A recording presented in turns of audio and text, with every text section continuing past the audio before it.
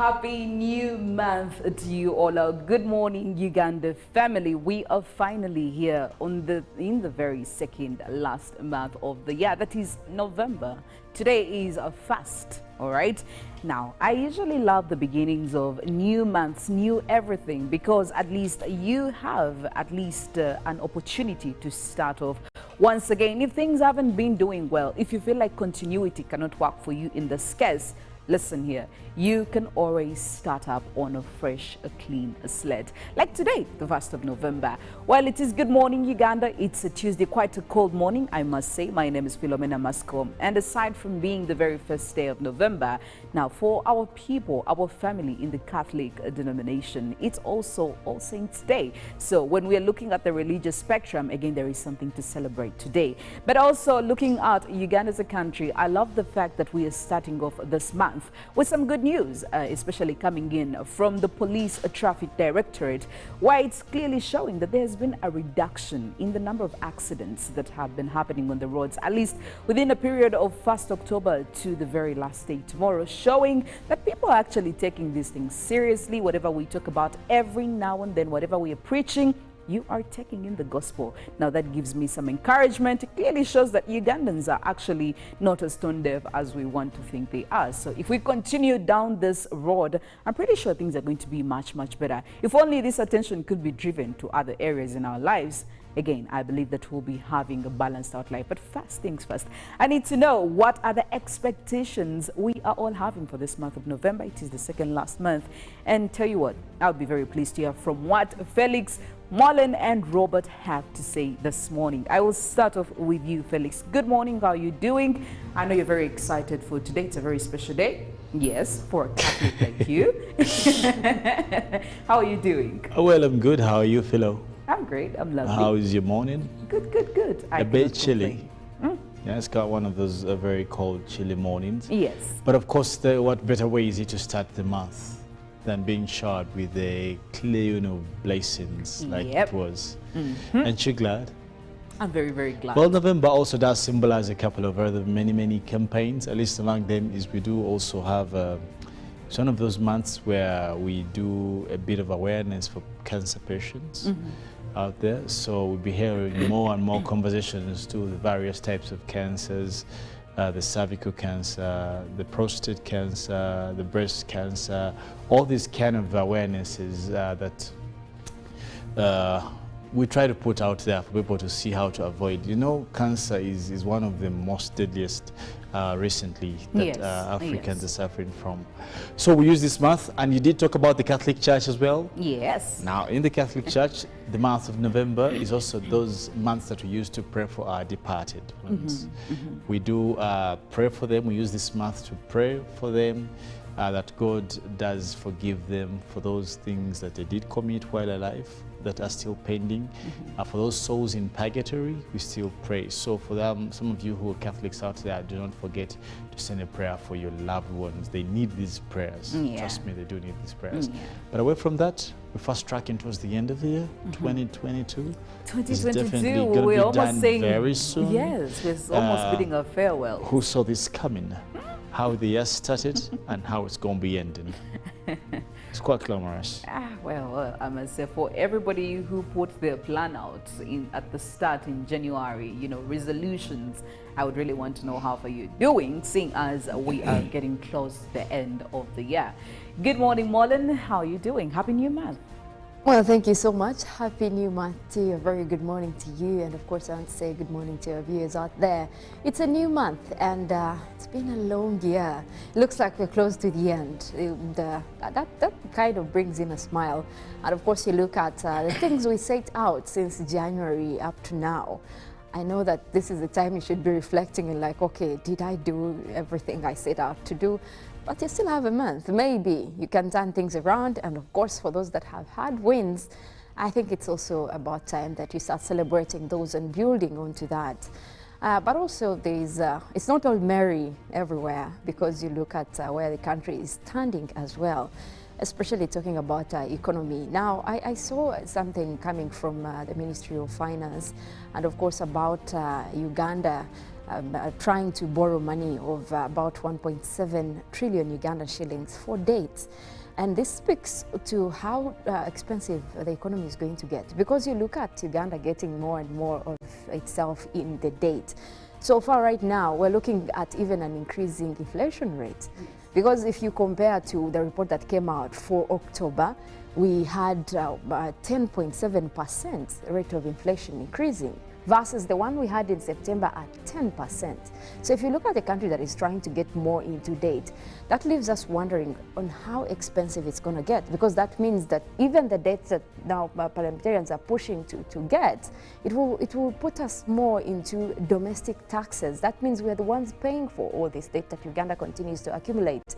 Now, the question to the economics and everyone out there is, how do we get out of this? How are we supposed to cope up with this current economy right now, that everyone is, going around crying economy, and yet you're trying to borrow money, inflicting more taxes on people?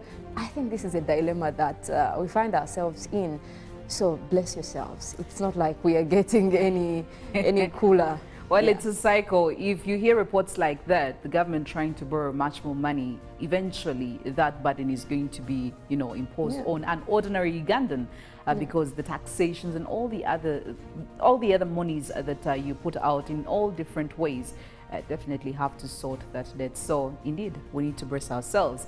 Seems like this one is not going to be an easy ending, but we can also be a bit optimistic. I don't know. We need to. There's some green light at the end of the tunnel, if you allow me to say. Good morning, Robert. How are you doing? Oh, very fine. Grateful to the Lord. He's been faithful. See how thus far He's brought us. Now only 1 month to the end of the year. Actually, for me, I never count December, because December usually runs so fast. So this is the final month of the year, in my opinion. If there's anything you want to wind up, this is the month you have to do that. Because once we enter December, it's all about merrymaking, but some are jetting in, visiting people, others traveling to the village. If weddings become like everyone was told to wed before than the other year. So December has so much of activity. It is November, where you must pull up all your guns to ensure that whatever you're supposed to do is done in this month that I started today. I never count December. Of course, by faith, I already see myself into another year, no doubt about that. But so much is happening. Yesterday, we had a crime of passion. Yes. That was in where we saw warders, fire at the other, and according to preliminary investigations, they show that this was a crime of passion. Okay. Love gone sour, even father a kid, and someone decides to take another's life. But good, this person was arrested. And also, for parents who thought maybe their children will stay in school for some time, well, there's a proposal by the Minister for Health suggesting that we should have early closure of schools. I don't know what that means to a number of parents who, some of them, when children are in school, it is a time to work hard. It's a time to, and when children are back, and December holidays sometimes are very long compared to the ordinary holidays. So if they're going to stay much longer home, given the economic hardships as well, then that is also another challenge. But by and large, all is all well, I must say, and we thank the Lord that we've come this far as a country. We've entered the final month of the year. Those that have gone, we pray for their souls. Absolutely. Those that are still living, find your purpose, why you are still living. There must be a purpose why you're still alive. Absolutely. Well, you can always go to our socials and just share with us some of your plans for this month of November, or what would you love to see being done differently as we are starting off the new month. What should we leave in the month of October? What shouldn't we carry forward to the next month?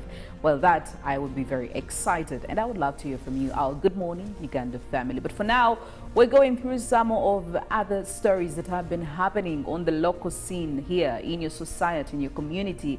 Later on, we'll be progressing to what's happening in the East African region and looking at the international scene. Again, a lot is still happening. Seems like Liz Truss is getting into a ball of trouble once again. Well, this one is going to be a tough one for her, and if she survives it, well, I guess she will have really fought her wars. But for now, we start off with right here at home. Robert, what are we looking at? We begin with a traffic report for the month ending October, where we registered about 255 deaths Now, according to the Police Traffic Directorate report of October this very year that was released, 257 people died in accidents and 1,378 road crashes occurred.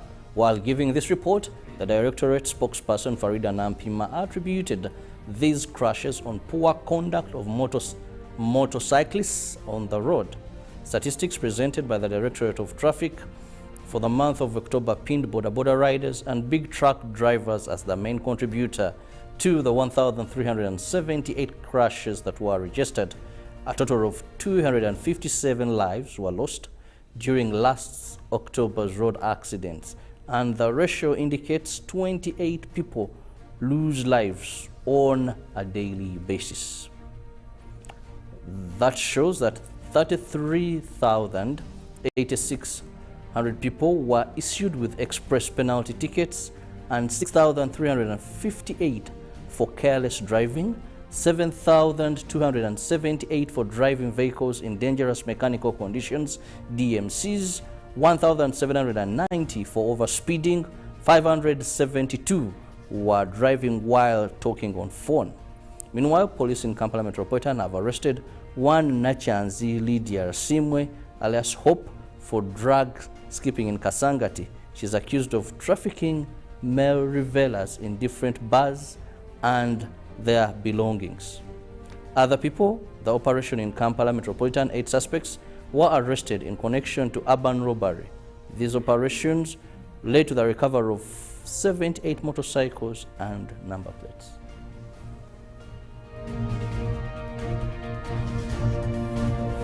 A third Deputy Prime Minister, Rukia Nakadamo, has appealed to the head of state to support palm oil growing in Busoga sub-region to lift the regions out of poverty. Now, President Yoweri Museveni has also expressed willingness to endorse palm oil as opposed to sugarcane growing in Busoga sub-region. The Busoga sub-region in eastern Uganda is also known for sugarcane growing.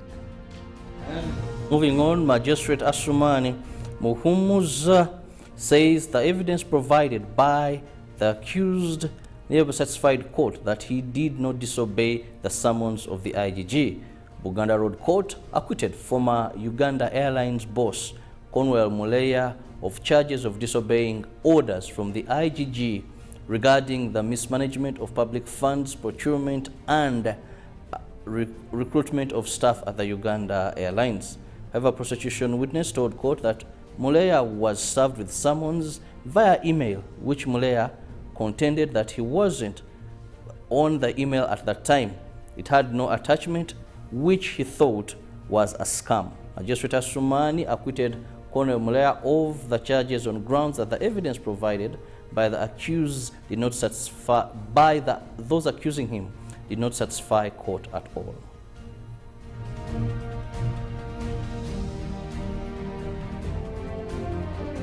Now, the General Court Martial in Machindi has charged and remanded Semogede David Ndugwa on 10 counts of murdering police officer in different parts of the country. Semogede, who was arrested from Nairobi, Kenya, is alleged to be the commander and mastermind behind the murder of police officers in the case where at least 21 persons facing the same offense. Meanwhile, the hearing of the case where 3 people are accused in the murder of Kabagambe Ahabwe Japhet, NRM chairperson for Ntoroko district, has also started.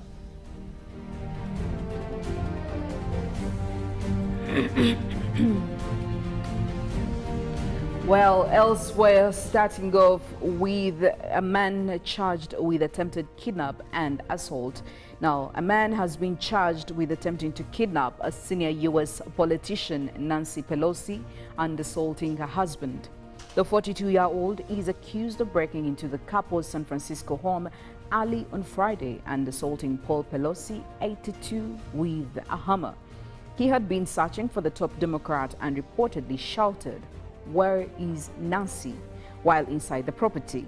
But Mrs. Pelosi, who is second in line to the presidency, was on the other side of the country at the time. The motive is being investigated, but police say it was not a random act. The Department of Justice charged the suspect, who has been named as David DePape, with 2 violations of federal law on Monday. These included one count of assaulting a family member of a U.S. official in retaliation for the performance of their duties, which carries a maximum sentence of 30 years.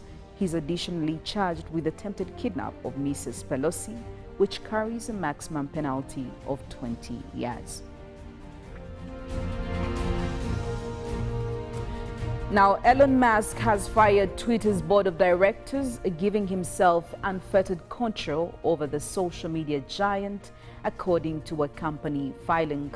Musk became sole director of Twitter after finalizing his $44 billion takeover of the company last week, according to documents filed with the U.S. Securities and Exchange Commission on Monday. The Tesla CEO tweeted late on Monday that the arrangement would be temporary without elaborating. Musk, who also runs spaceflight company SpaceX and neurotechnology startup Neuralink, began his tenure at the company on Thursday by firing top leadership, including Chief Executive Parag Agrawal and Chief Financial Officer Ned Segal. Musk has also offered to buy back all of Twitter's outstanding bonds, according to the SEC filing. Musk, the world's richest person, completed the purchase of the company through a combination of his own wealth, investment funds, and bank loans.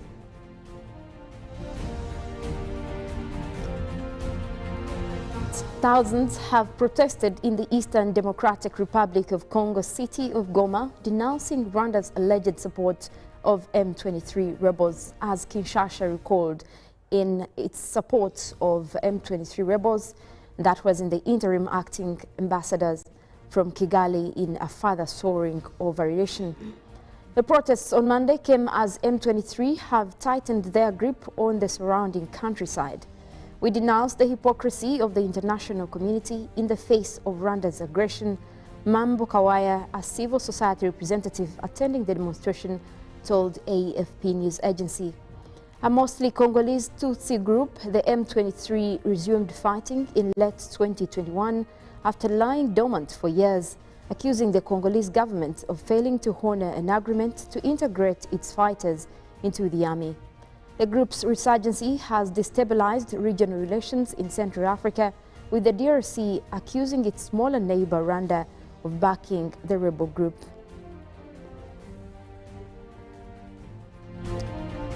In climate news, the world will only take meaningful action on climate crisis once people in rich countries start dying in greater numbers from its effects, Gabon's environmental minister has said, while warning the broken promises on billions of dollars of adaptation finance that left a sense of betrayal before COP27.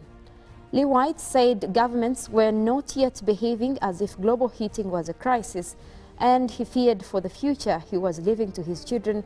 He said the $100 billion of the promised climate finance from rich nations was not reaching poor countries, which was driving distrust in the UN climate process. The UN has framed COP27, which begins next week in Sharm el-Sheikh, as the Africa's climate conference, and the loss and damage finance for countries experiencing the worst consequences of global heating will be a key issue. Now, with everything that's happened in the last year in the Horn of Africa and Pakistan, those places really count, White said. But with a once-in-500-year drought in Europe, fires in France, and New York subway becoming Niagara Falls, we might be at a point where things are getting back enough that developed nations start taking the climate more seriously.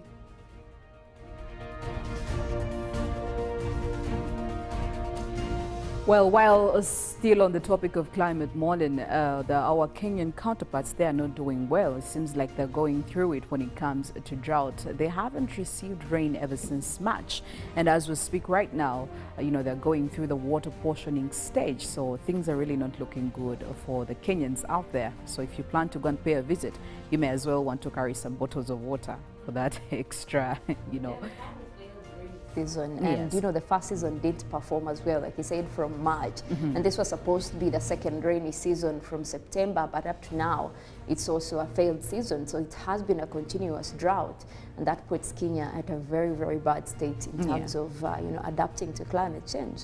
We do hope that there is chance that they also benefit from the tagged climate finance that is going to come from rich nations to help them cope with the changing environment. And I really love the fact that their president, William Ruto, is actually at the forefront when it comes to climate change. And I hope that will yield some good results for him and the country. Well, while we are at it, when I walked in the studio this morning, I didn't see quite an award, and I was wondering what's happening here. Now that I'm seeing Robert holding this award, do you want to tell us more about this award? Oh, definitely. Yesterday I promised you that these are award drinks, award-winning drinks. And here with me I have an award, People's Choice Quality Award 2022. Okay. People's Choice Quality Award 2022, presented to Hallelujah Drinks Best Health Products.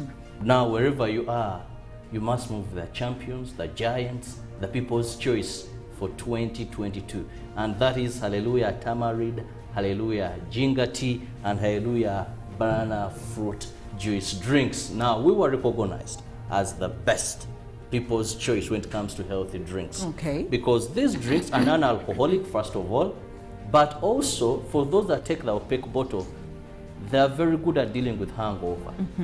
And above all, they boost your immune system.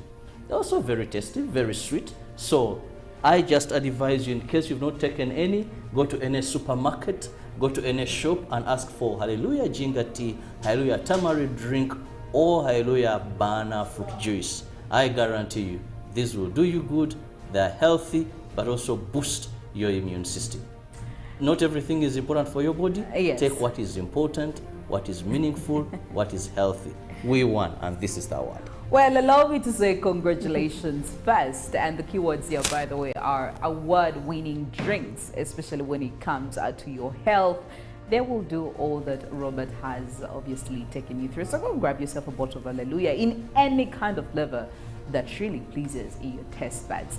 It's Good Morning Uganda. It's a Tuesday over here, and well, we're going in for the inspiration this morning. When we get back, we'll be having more discussions, more conversations regarding our Good Morning Uganda news reel subject matter, where we would love to hear from you what you'd be thinking about it much later on as I share it with you. Good Morning Uganda still goes all the way till 9 a.m. So do stick with us all the way. We'll be back. Time, I am serious. Have you guys had sex? Duh, of course. And have you had sex without using condoms? Hey, nga you're curious. I'm more concerned. Are you having sex with other people? Hey, hello. Is this an interview or what? No, just things you should think about.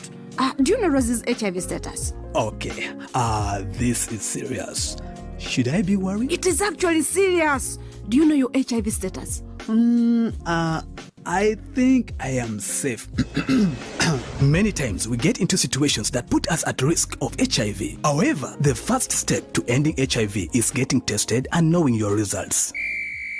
It's Time Up HIV. Call 0800-211-046 or text 8080 toll-free for more information about how to prevent HIV. This message is brought to you by Ministry of Health with support from USAID.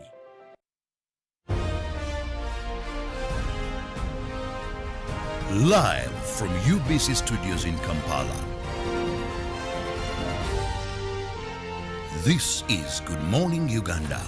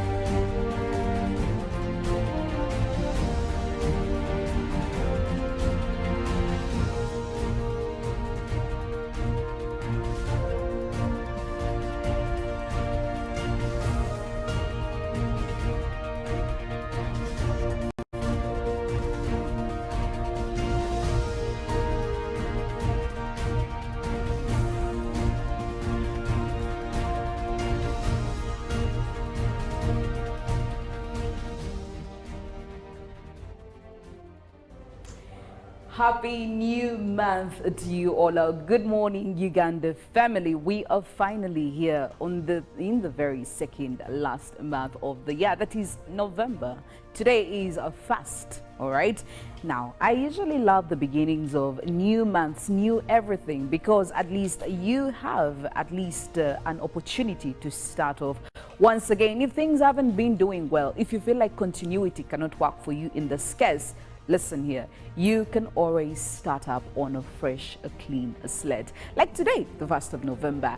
Well, it is Good Morning Uganda. It's a Tuesday, quite a cold morning, I must say. My name is Philomena Mastiko. And aside from being the very first day of November, now for our people, our family in the Catholic denomination, it's also All Saints Day. So when we are looking at the religious spectrum, again, there is something to celebrate today.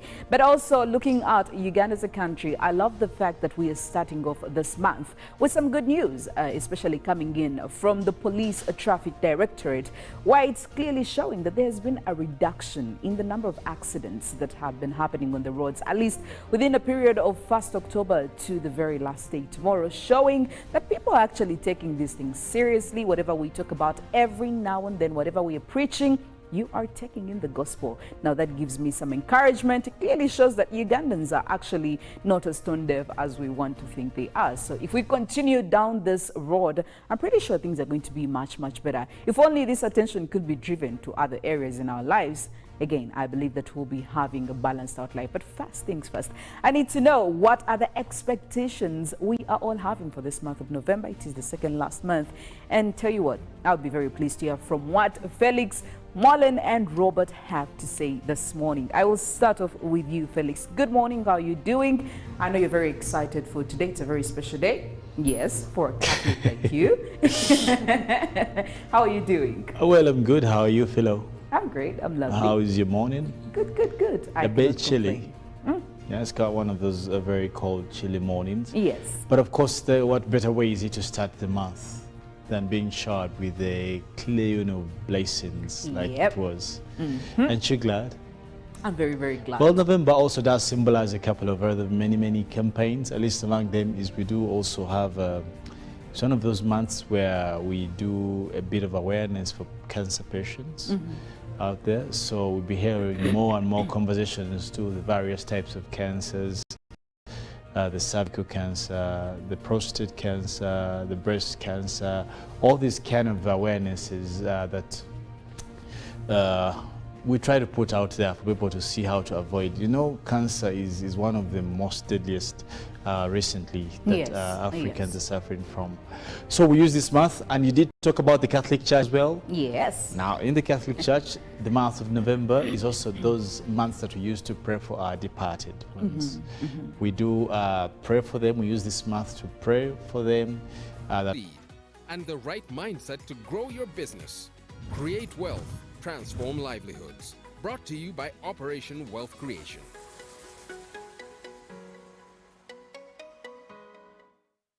Get connected today with the My Airtel 4G smartphone, the most affordable smartphone in Uganda. You get to enjoy free 1 GB for 1 whole year. My Airtel 4G smartphone, your best value for money. Visit the nearest Airtel outlet today and get one at only 250,000 Uganda shillings. Airtel, the smartphone network.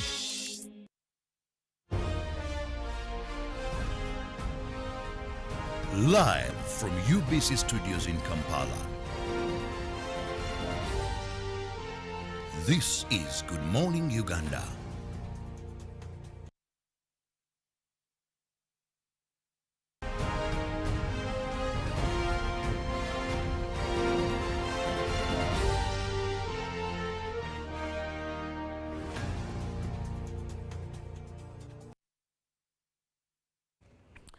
Good morning, Uganda Newsreel. It is the 1st of November 2022, the very first day of this new month. I hope you're ready for it mentally, physically, and spiritually, because you need all that stability to be able to balance it out. My name is Philomena Mastiko once again, and I am with the two gentlemen, Felix Nkunda and Robert Kirabo Nyonyintono.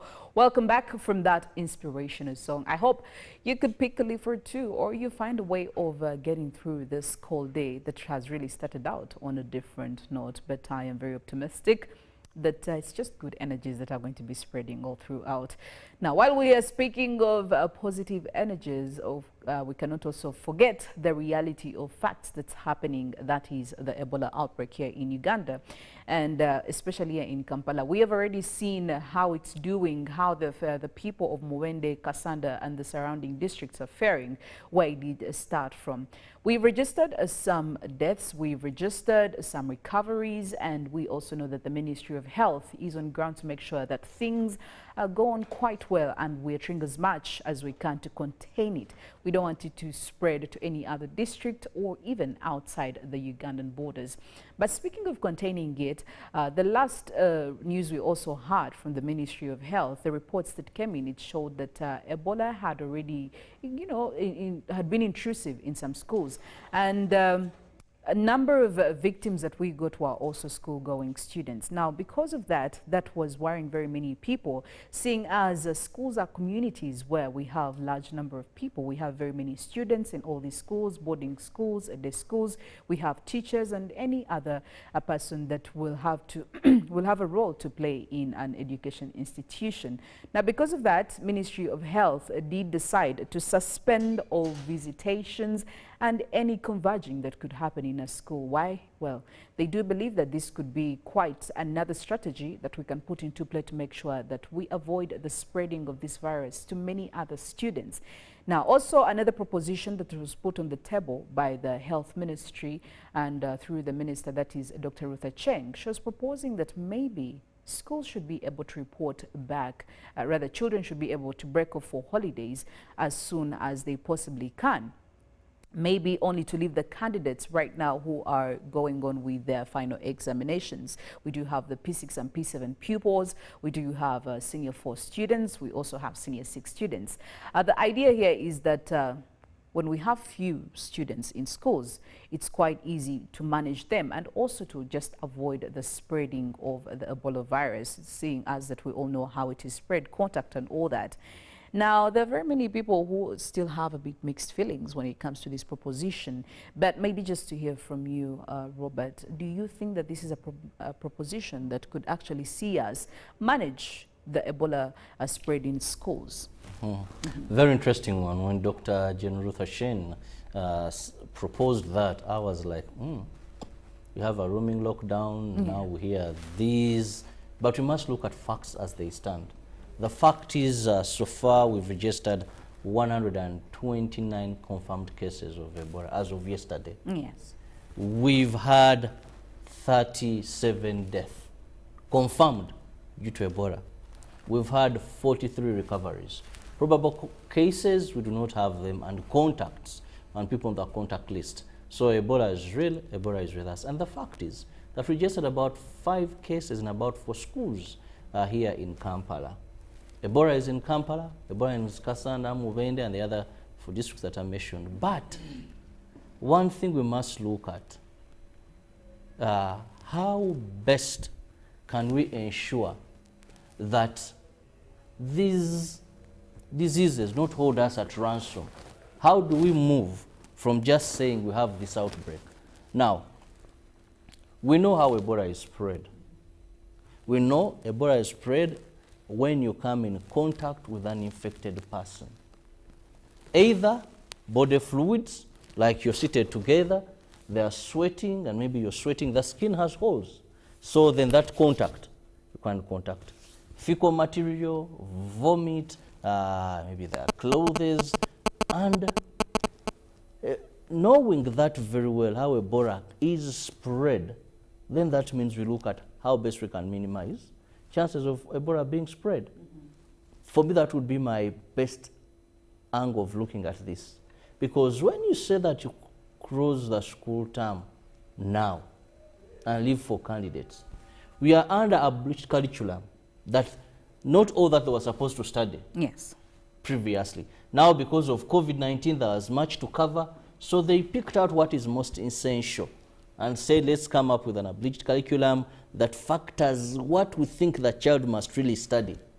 And that is what we are looking at. Now, closing, children's schools are expected to close, I think, on the 4th of December. Yes. 4th of December. You have a whole month of not studying. They had about 2 years of not studying. At the end of the day, if you are to look at what a child of a certain class is supposed to cover, they will have lost so much. And unfortunately, we didn't learn so much from COVID that maybe we went that way where learning is not specifically in a classroom. Yes. Because COVID-19, people had tried to look at e-learning, that it shouldn't particularly be in school, only in classrooms. But we found that that was also a bit selective. The haves could have that, and the have-nots could not have that. So, I mean, we tried it out during COVID-19, yes, and the haves, and it didn't we turn don't out want so to well. mention schools, but people in Ibundi Bujo, people in Mitukura, people in Kasanda would not, where people in Kampala, Green Hill, Chitende, where for them they would go on because the parents could afford. Even internet was there and connectivity.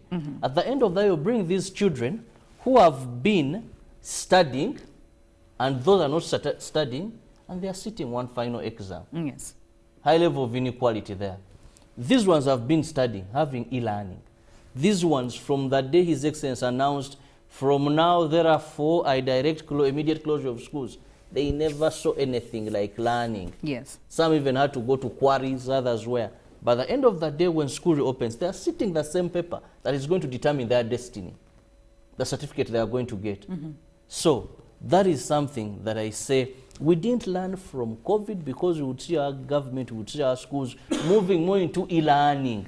So that's such a time when we said we are let's close, no one would complain because children still would get the information they need home. For me, I'm not in for that because also something else. When we say we are closing schools only, Yes. early closure, what about other areas where these children contract?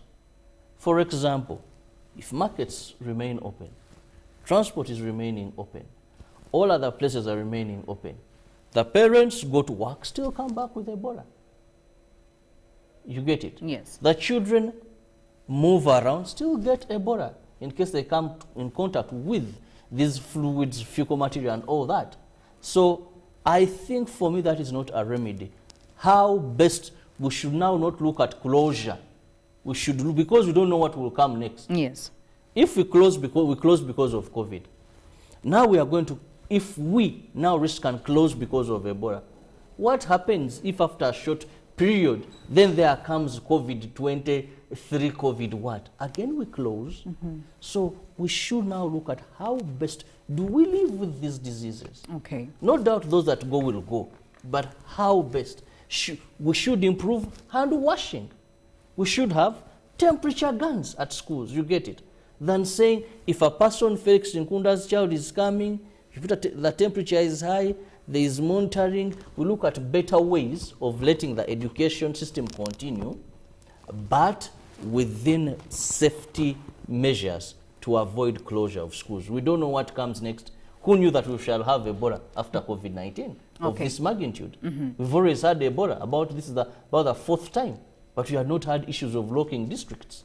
All right. So we cannot risk that lane. Now, while still on that topic, Felix, actually, Robert, you're echoing what most people were crying out for. They're saying, listen, that is just not okay, the mixed reactions. But also, we need to look at the practicability part of this. They're talking about making sure that these children observe the standard operating procedures, making sure that they take note of these students and pupils, any that is presenting Ebola-like symptoms could be isolated and all that. And of course, we know that the contacts definitely would go along 21 days. If they don't show any signs and symptoms of Ebola, then they could walk out of that one. But how practical is it, seeing as we are dealing with schools that have boarding students, they have day students, we have these schools where we have teachers and other staff members coming in from outside, say if the school is just a boarding institution, we have teachers coming in from the outside world. So how practical is this, Felix? Well, you see, normally when we're having discussions about education, and I've consistently alluded to the fact that we must also understand our intention, or we must stay intentional every time we talk about education. It's equally sensible that we diverge from the anomalies of sentiments, emotions, and clustered vibrancy in relation to education. I do not want to believe that this that we're going through right now was envisaged. Mm-hmm. It's not something I know for a fact that the country saw coming. Neither did also school institutions probably plan for the same. However, when you ask students to go back home, probably a month before, the biggest question that comes to my mind is, what are you seeking in this? What's the purpose of such a directive or a thought? Like, what are you remedying? Is this a cure? Are you attending to a mischief? Are you running to a problem?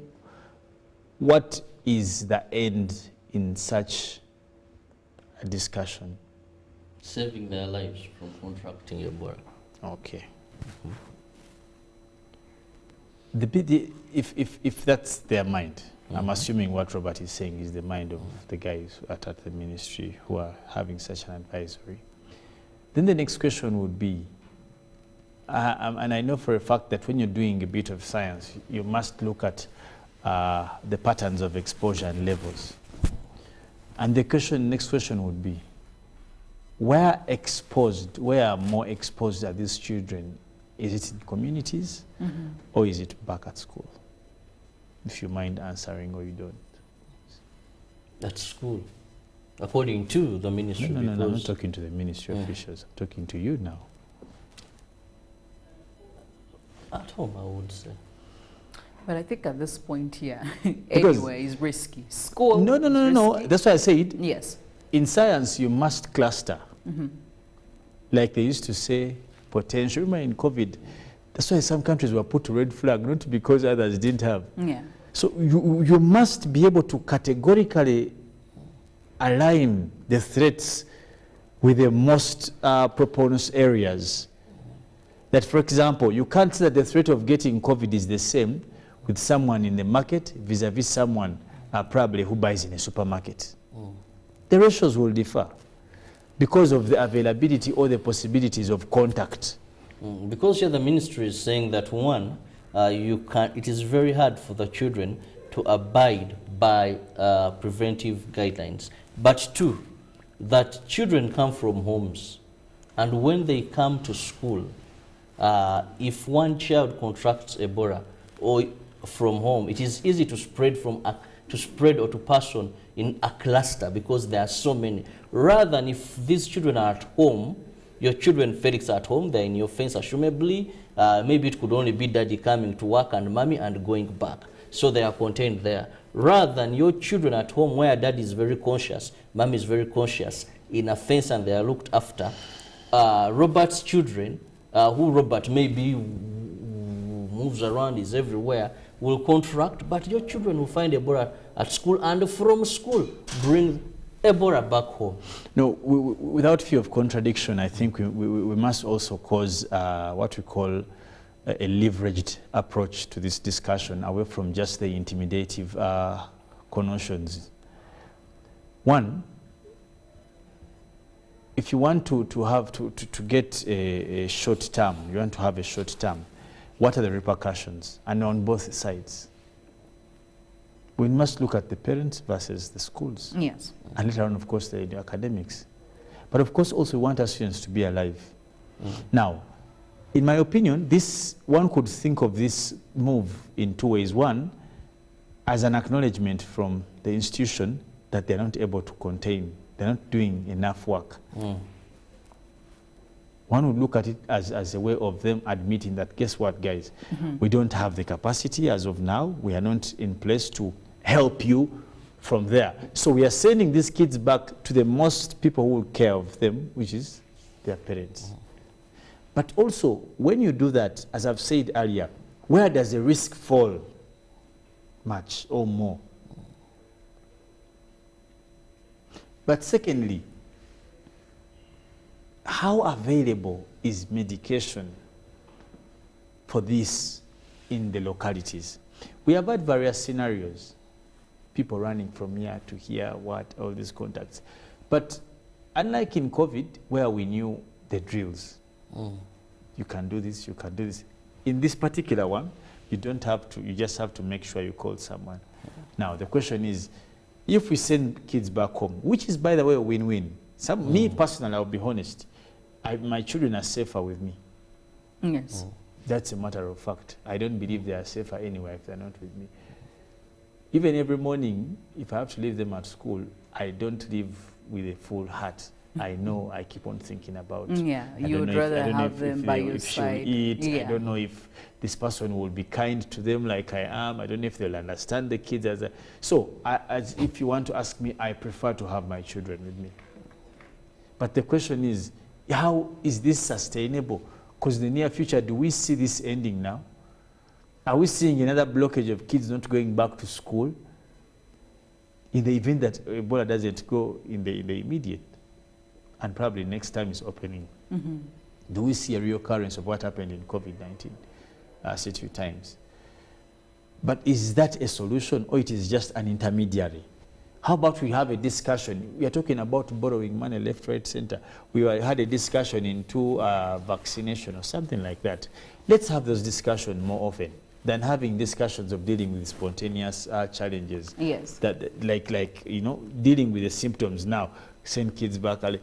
Let us agree to have these concrete discussions of how we can either find lasting solutions to these so-called endemics, pandemics, and what.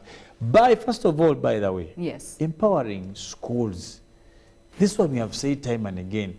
The kind of schools we have today that are corridor schools. You know, you jump from the gate into a class. Yes.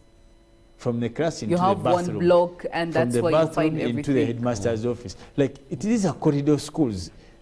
And this is the thing. But you go to schools, and I'm sorry, I'll give examples. Go to schools like Namiryango. I'm not saying that, like, the space, the requirements. Go to schools, the Gayazas of this world, the Navisuns. They have tried. The Narias of this world. They have tried. Every point.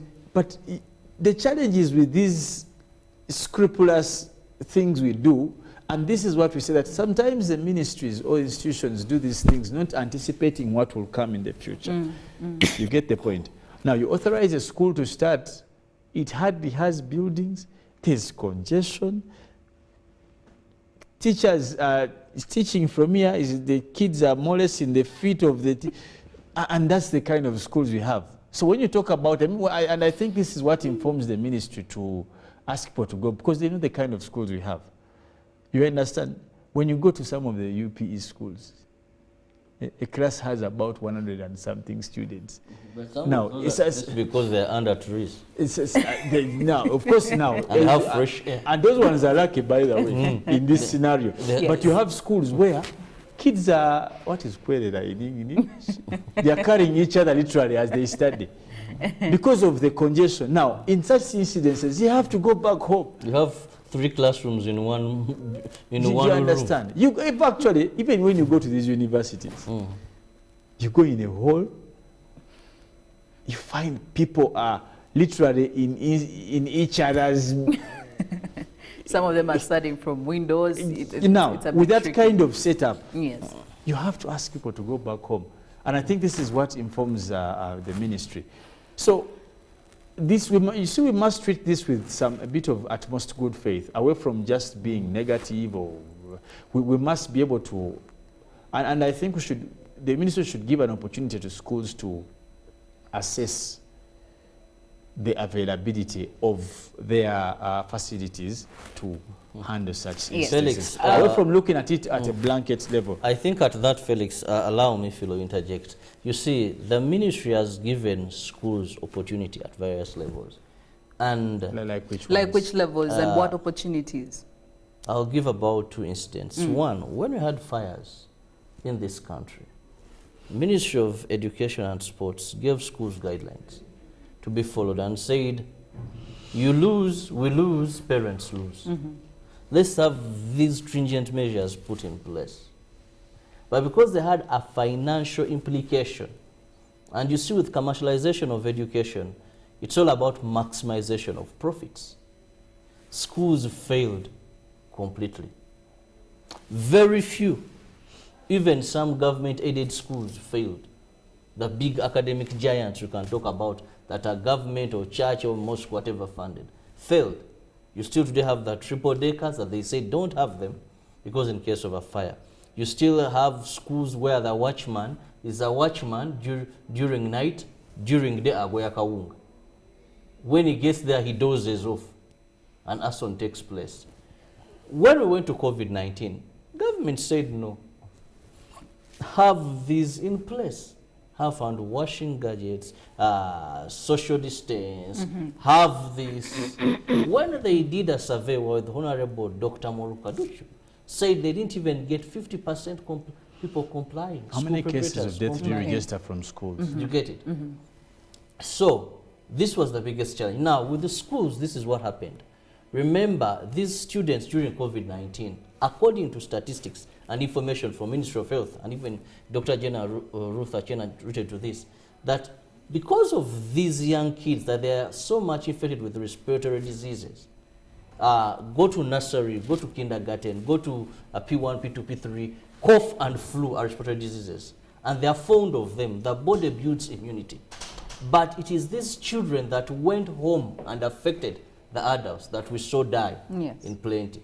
That even many of them were, there's a term they were using, people who had COVID, but were, for them, you would not even see, I just want to recall the scientific term, more of like passiveness. So that is what happened. That they were more like vectors. They would pass on and they would still move on. So most of the people, the grandees, these ones who could go back, hug and do what? Infect them with COVID-19. So the problem with maximization or commercialization, that anything schools you want them to put in place, you're not going to tell a person who has this room and maybe they're having 100 children and say because you want to desist from this squeezing and all that, please either set up a temporary shelter outside which will require another teacher, you get it. Now school shelter, they will say we'll not go for that because it means hiring more staff in the time left. It means getting on what they have as finances to run their business. But you see, Robert, right now, so can we actually say that, let's say if the children stay at school, because many comparisons are being made, the way we handled COVID-19 and the way we handled Ebola. And according to the State Minister for Higher Education, John Muyingo Chrysostom, he said that you see, Ebola is something we know, is a virus we know, we have dealt with, and we know how it spread. And then when we talk about the COVID-19, this one was a new virus. We were all still trying to get a hang of it. We needed to get some details about it. So now that if, say, the ministry actually did insist that maybe the children, okay, should stay at school, is that the most support that we can get from government? Is there more that government can do aside from, you know, just telling people, follow through with the SOPs, make sure you have those temperature guns? Is that the most that the government can do at this point? Say, if the children, if we went with the other side of the coin for children to stay at school? Well, I've always said that I think our government, there are certain things that it hasn't taken as priority, much as it has spoken about them. Government can issue guidelines to schools, but we see the heart of it subsidizing or lifting taxation on these things. For example, if we know, and we've said this over and over, that hand washing is very vital at such a time. Have we seen schools have special packages for water? If you're talking about now, they were saying not only soap, if you can apply jik, yes, you know, in this water. So do we see maybe government subsidizing or reducing taxation? Because in a timely manner. In a timely manner, Yes. If you're talking about temperature guns, you know, these schools pay tax. If government has been able to look for money to feed people in Mubende and Kasanda, those are food portions, also were regrettable yesterday when someone expected 20 kgs and got 2 kgs. But I think it is important we see the will. Then people won't have excuses. That temperature guns, no taxation. Government says at 30 you can get a temperature gun.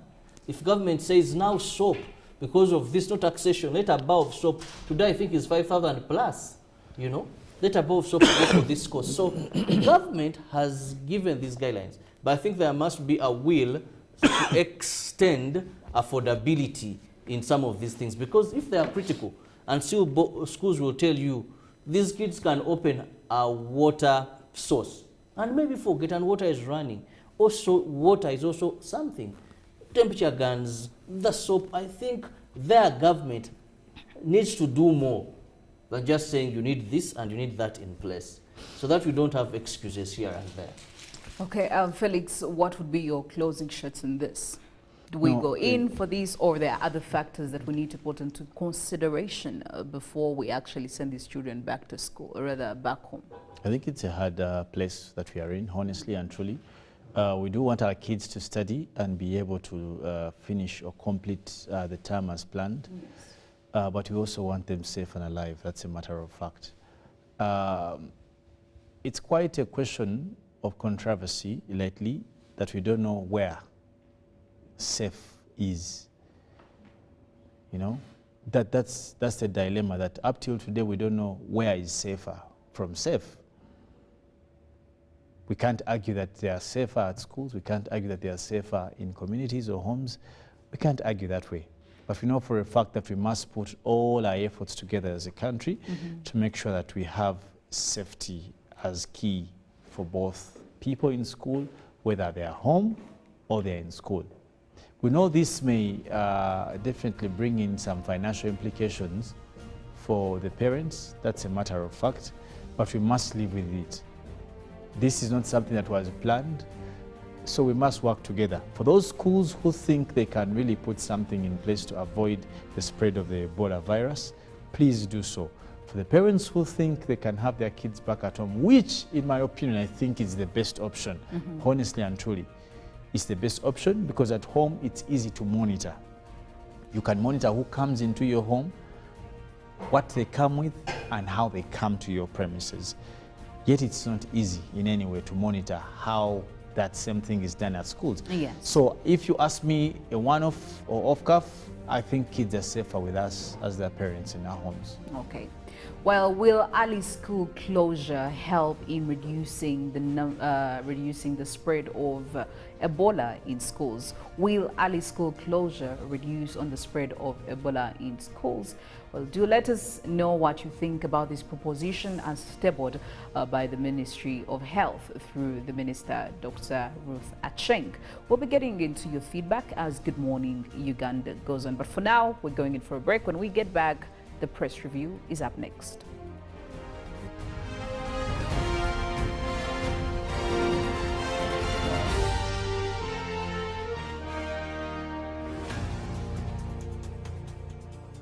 Get connected today with the My Airtel 4G smartphone, the most affordable smartphone in Uganda. You get to enjoy free 1 GB for 1 whole year. My Airtel 4G smartphone, your best value for money. Visit the nearest Airtel outlet today and get one at only 250,000 Uganda shillings. Airtel, the smartphone network.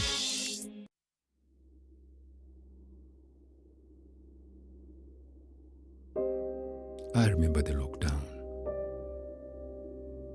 when the streets were empty and our lives disrupted, when businesses closed and our livelihoods hung in the balance. Hospitals were full. We lost loved ones, jobs, and hope.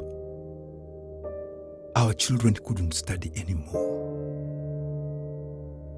We cannot let this happen again. We should not go back. Get fully vaccinated against COVID-19 and join the millions of Ugandans who are already vaccinated.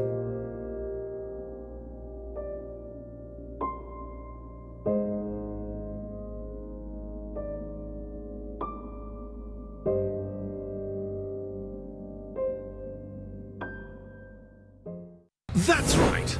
The Voice is coming to a city near you. From the 21st of October to the 10th of November, you get a chance to showcase your talent. Prepare a 1-minute MP4 video of yourself singing and upload it to thevoice.africa to register. Make sure you have a valid Airtel number, and if you're shortlisted, you will be contacted to come in for the live auditions. Well, don't just stand there, let's go! Music your passion, Africa your stage. The Voice Africa, connected by Airtel. Live from Now Avenue in UBC Studios. This is Good Morning Uganda.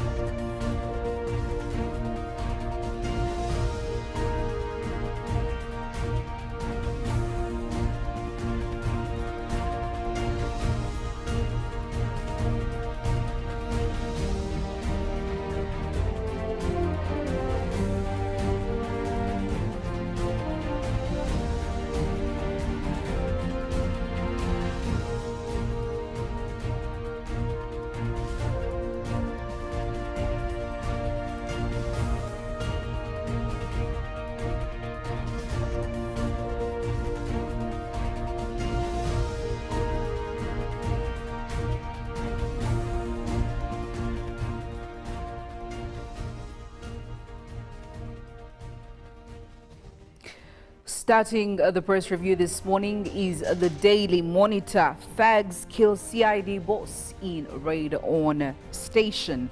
And they're giving you a breakdown of how an ambush at the police station in Busika, Luwero district, north of the capital Kampala, leaves Inspector of Police Moses Wagaluka, the OCCID, and Police Constable Alex Ongolo dead. The unknown gunman reportedly fled with 2 guns. And showing you the map over there of how this could have happened. Now, in more stories, Achengwan's school term ended early. And look out for other stories. House to decide on government's 1.7 trillion Ugandan shillings loan request tomorrow. Another new supporter narrates torture ordeal. And still looking in some more stories on the regional space, Muslim property wrangles disrupt studies at Lira School. Second page of the Daily Monitor, MPs to decide on governments. Eventually, we'll see what will come out of that. The detailed story is over there. And looking at today in history, Eli Tumwine, the late, shot in the eye. The year was 1981. What was he doing? Where was he? You can catch the details of that. European Union comes into effect. The year was 1993. And crossing over to the New Vision, gunmen raid police station, shot 2 officers dead. That is a story on page 12. 11 pupils who died in a school fire. That is also a story on page 6 and 7 of the New Vision. The big headline right there, Ebola, government plans to shorten school 3rd term. That is also in the New Vision for you this morning. Rebel leader charged in court. I'll give you a picture right there and a full story on page 4 of the New Vision. Now the second page, government injects 569 billion Uganda shillings into skilling youth in farming. They also give you a picture right there and more opportunities in agriculture. Daily Monitor Sports, De Bruyne, this could be my last. I'm pretty sure there are people who want to be happy about this, but it is what it is. And looking at the FIFA World Cup Qatar 2022, we now only have 19 days to go, and they're showing you the lineup of Group F. You'll be expecting to see teams like Morocco, Croatia, Belgium and Canada, Belgium and Morocco, to mention but a few. Vinicius Junior picks Le Bleu. again, you could catch this one of how it's going to go down. And still more in Qatar 2022 World Cup. Pogba to miss finals. Juventus midfielder Paul Pogba will miss France's World Cup defense in Qatar after his knee operation. Good news, bad news?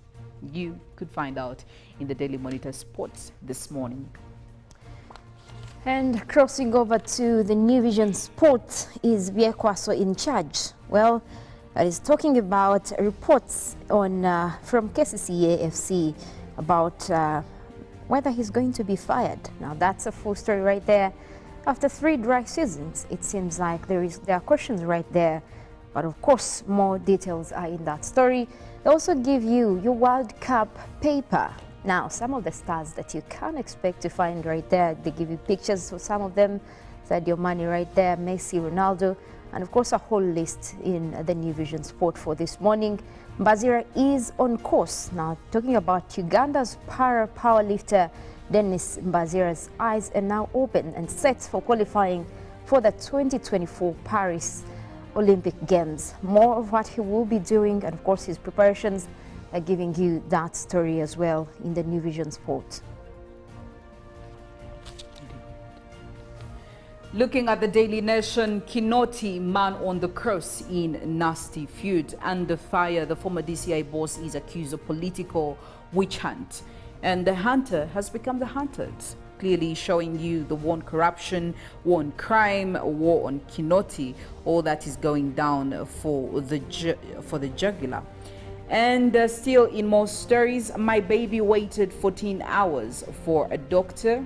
Now, in a tearful submission to senators, the mother of a baby who died at Kenyena National Hospital after a freak-folk djembe accident at home accuses the administration of professional negligence. And inside Kenya's climate carnage, pain points for the country as the world converge this week on Egypt for the COP27, the biggest global climate meeting of the year. Now, do expect Mollen to give us more concerning that. And more stories in the Daily Nation this morning. Make sure that you get yourself a copy. And looking at the map this morning, I want to focus on areas of Kabalagala, Chibuli, Lugogo, Naguru, as you're trying to make your way around town, Nakasero. Well, this morning, I could say that since we are witnessing a bit of drizzles, you would be expecting traffic in specific areas around town. And why? Well, because of the rains. Clearly, like I've always asked, I would love to know the relationship between Kampala weather and traffic. Well, this morning, looking at some areas around Lugogo industrial area and Nakawa still around the same area, you would be expecting some traffic over there that is starting to build up. And we do have some orange spots clearly showing you that as it builds up and you progress towards town, it will become heavier by the minute. And also looking at areas of Nakawa, well, Nakawa is quite a very busy town, day in, day out, and again, with or without rain, you'd be expecting some heavy traffic in that area because we do have a market area around there. And again, we have very many road users around that specific spot. Talk of pedestrians, talk of motorists, cyclists. I mean, the list is endless. Now, taking you again all the way to the industrial area as you're coming in from Namongo, coming in from Chisugu, do expect again some heavy traffic over there. The industrial area, the 7th Street, is a bit busy this morning, but it could be very easy for you to navigate if you exercise some patience. Now, the areas of Chisugu, there is quite some traffic that is building up there, looking at Mbogo Road to be very specific. So yes, do be very careful on the road over there to make sure that you don't get into any kind of chaos. And also be wary of some slippery parts of the roads and some potholes that are usually in with the water. So it's quite very dangerous. And I did love the report that came in to show that accidents are slightly reducing. Clearly, you are listening into what we are talking about. So this morning, as you get onto that road, think about that report and make sure that you're not part of the statistics. Let's continue to make sure that we reduce the numbers of the accidents here. And again, according to the same report, it shows that We still have border riders, truck drivers being the #1 causes of these accidents. So what does that tell you as a passenger? Well, make sure that you are the co-driver in this case, and you can always advise. If the border people really insist, you have the freedom to actually make him stop and walk away. Otherwise, if we don't do that, if we don't become very tough on the road, we'll be part of the victims, and that's not what we want. Well, that's it from the traffic updates this morning. But we also do have a poll question that is still running regarding the topic of discussion we did have in the newsreel, where we did actually ask, is the early closure of schools the solution to the spread of Ebola in schools? Can this reduce the way or the increase of spread of the Ebola virus in schools? Will that give us the answers we want? So go on and tell us. Obviously, we'll love to see your feedback, but we also do have more coming in from Mollen when it comes to weather and climate change. I don't know, Mollen, are we starting to witness the rains once again, looking at what happened today morning? Well, it looks like we do have those rains, and of course November does come with its anticipation of rainy conditions that are expected across the country. The big question right now is how sustainable are they, and are they going to perform as much as we have been seeing over the years? Because we do know that our weather patterns have definitely changed. And Philomena, I can tell you that's the one thing that Ugandans would want to know, if for sure we're still living within the normal. But that is already out of question. I think by November, some of the Novembers in the past would be having Nyonyintono by now. Yes. And a lot of rains, but look where we are. We're just getting a few rains, and I can tell you we're going to have a reduction even for this month. Well, there you go. But I would also be expecting you to give us more about that COP27 that's going to be happening in Egypt. And I know that you still have a lot to reveal about that. I will leave you with that, Mollen, to give you more updates coming in from weather and climate arena, and probably also give you more concerning the weather forecast for today. That's it for this Tuesday morning. I want to wish you a very fruitful month ahead and a beautiful day ahead. I am Philomena Mastiko. Good morning. Well, indeed, we want to take you more through what is happening across the country, and of course what is happening beyond borders. We continue to talk about the prolonged drought in Kenya, and of course residents over especially the northwestern part of Kenya are still complaining of, you know, the destruction over there that has been caused by reduced wet weather activities, and of course also seeing the livestock dying from most of these drought crises. Now the big question is, now it's the second failed rainy season within the year, and of course that adds to last year's rainy seasons that also failed, and that makes it 4 so far. And of course that is a prolonged crisis that has now that has most Kenyans now on their knees praying that they could get rains. Now, on the other hand, you also look at some of the flood-prone areas where at least there has been continued rains, but even the rains right there are very destructive because they are in huge numbers, and they're also dealing with a flood crisis.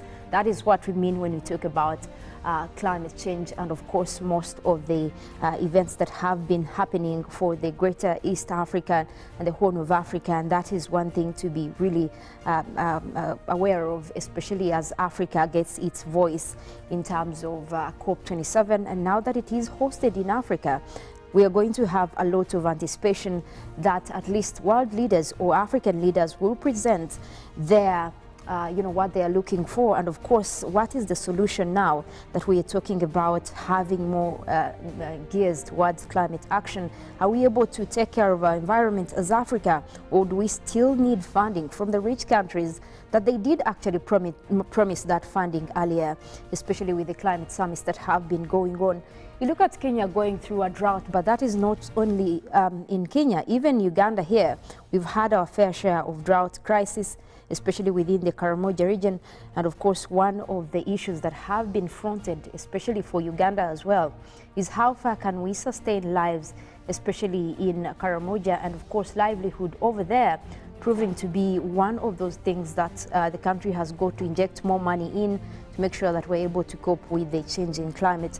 And of course, also now we have a Ugandan delegation that will be heading for COP21, and it will be about the same, especially now as Uganda, what are some of the nationally determined contributions that we're taking to Egypt? Are they able to align with the targets that we set in 2015? Because we did have ministers, water and environment, represent us there. And of course, one of the fronted challenges that we were presenting as Uganda is how we are coping up with the increased drought crisis and of course the flooding.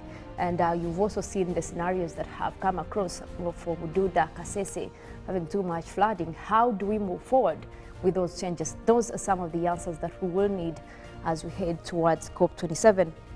But also we continue to see more reports coming in, at least across the African continent, saying that we have doubled in terms of climate change crisis percentage from last year. And up until October, so far the reports are showing that we've had double the extreme weather events, right from the flooding to the droughts, and of course all that bringing in more question. Now the highlight is across Western Africa and Central Africa. We've seen recent floods across Nigeria and of course Chad as well. Now that is where we have been worst hit as a continent, looking at more flooding events. But also in terms of tropical cyclones, areas of Madagascar being highlighted as one of those that have been worst hit by effects of climate change.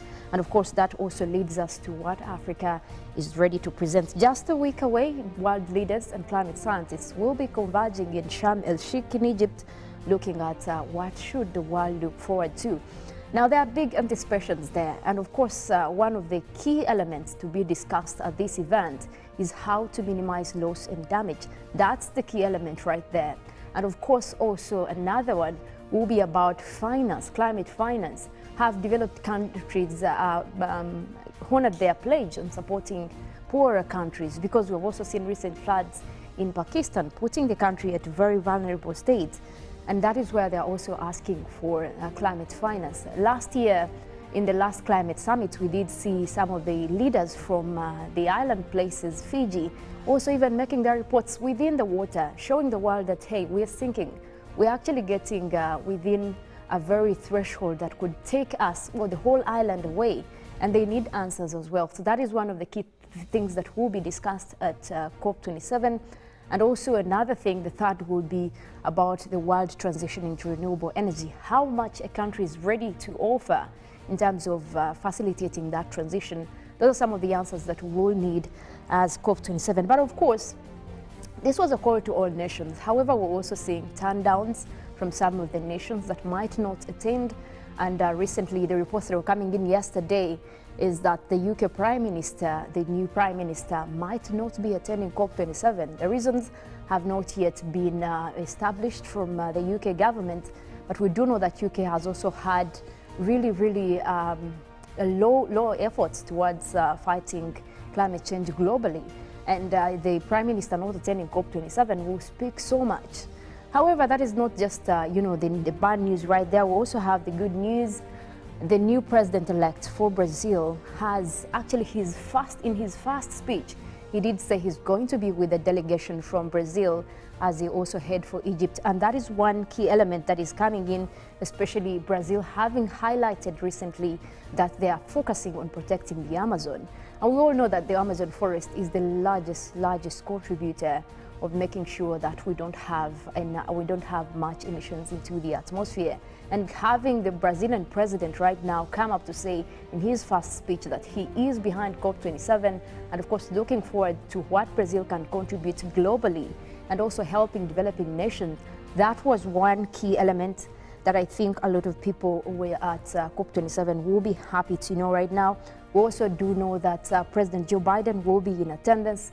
The French president also promised to be in attendance. We do have all these key figures, and also still a big question on whether China will be sending its delegation, because we do know that they are still the biggest emitters when it comes to greenhouse gas emissions. The question is, if they are going to be attending, are they going to be also putting their hand on that signature to bring in a new pact that will help the world transition to renewable energy?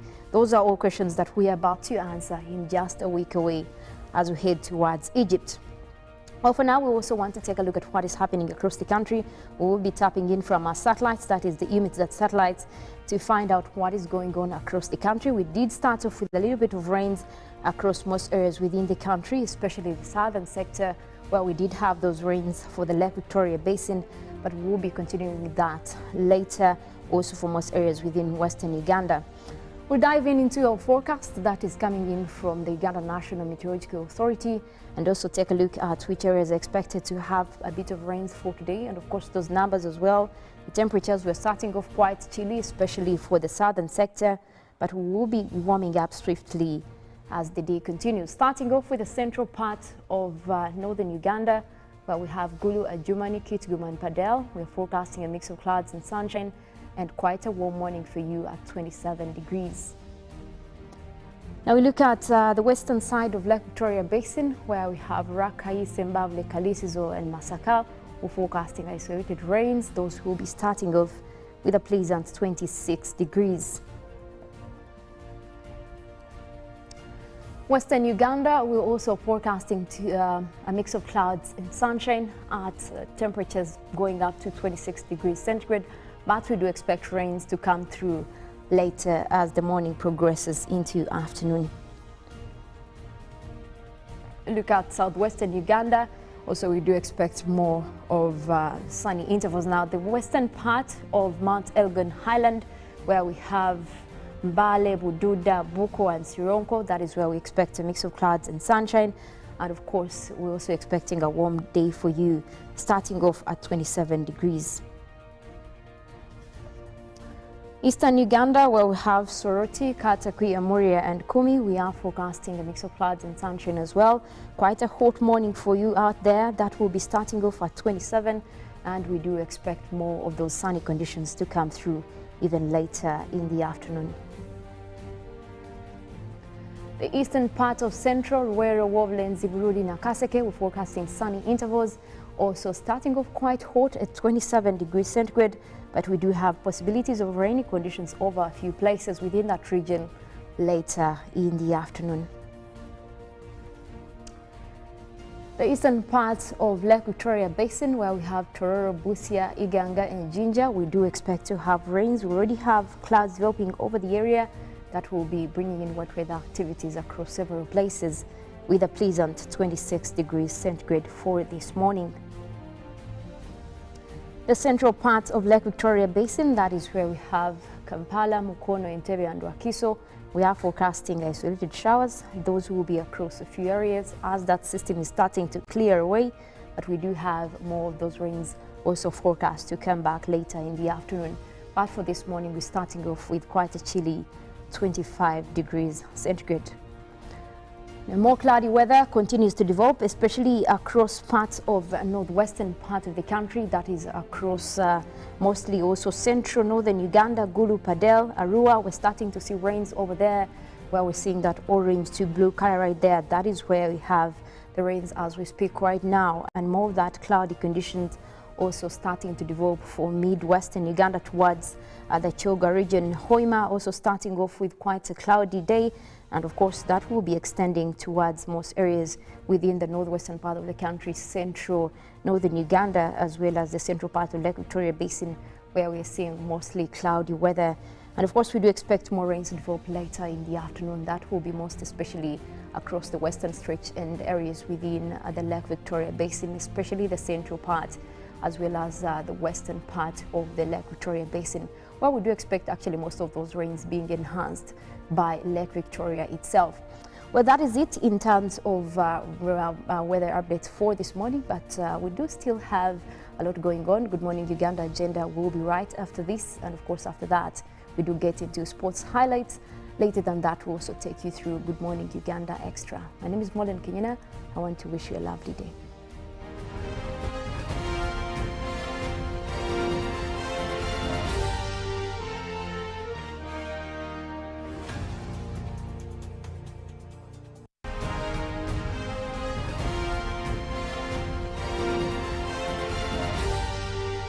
This is Good Morning Uganda.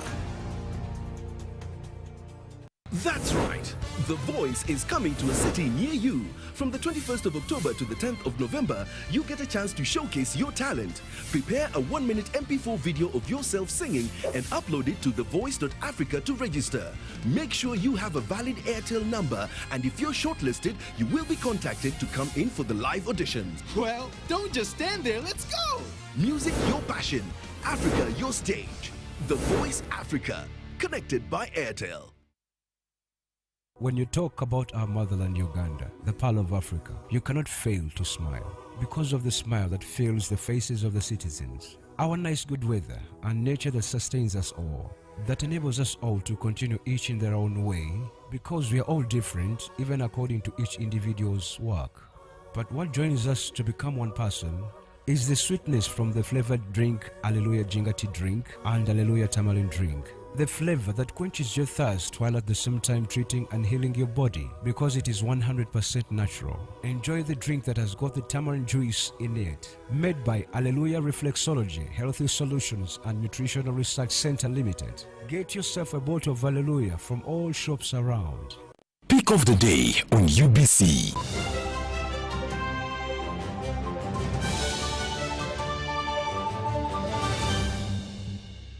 Was brought to you by simply make a small deposit of 99k and pay the balance mpola. You can pay in daily, weekly or even monthly installments while you enjoy your new phone. So what are you doing today? Visit any MTN shop near you and get the MTN cupboard super easy.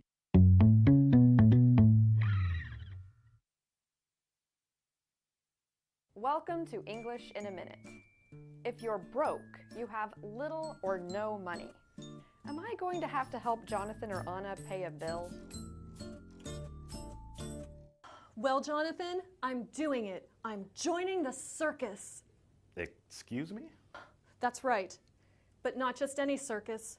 The Cirque du Soleil. You got into Cirque. Well, not yet. But I already told my boss that I'm quitting, and I found someone to move into my apartment. Montreal, here I come. Wow, you're really going for broke. When you go for broke, you take a big risk in hopes of having a big success. This phrase comes from gambling, when a player bets all their money at once. If they win big. But if they lose, they really do go broke. And that's English in a Minute.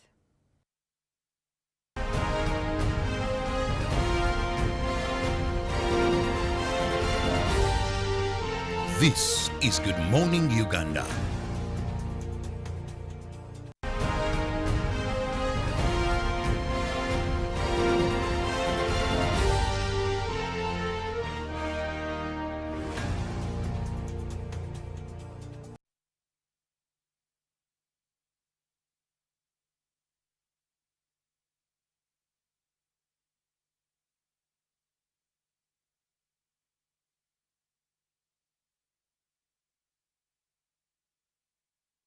It's fairly a cold morning here in Kampala. However, it is the beginning of a new month, and no matter what, you must get out of that place and go and work. We had early showers, and in Africa, we believe rainfall is a sign of a blessing. And when we usher in a new month with blessings, definitely, we hope this is going to be a better month for many people. However, with rainfall, I don't know where you stay, because also that depends.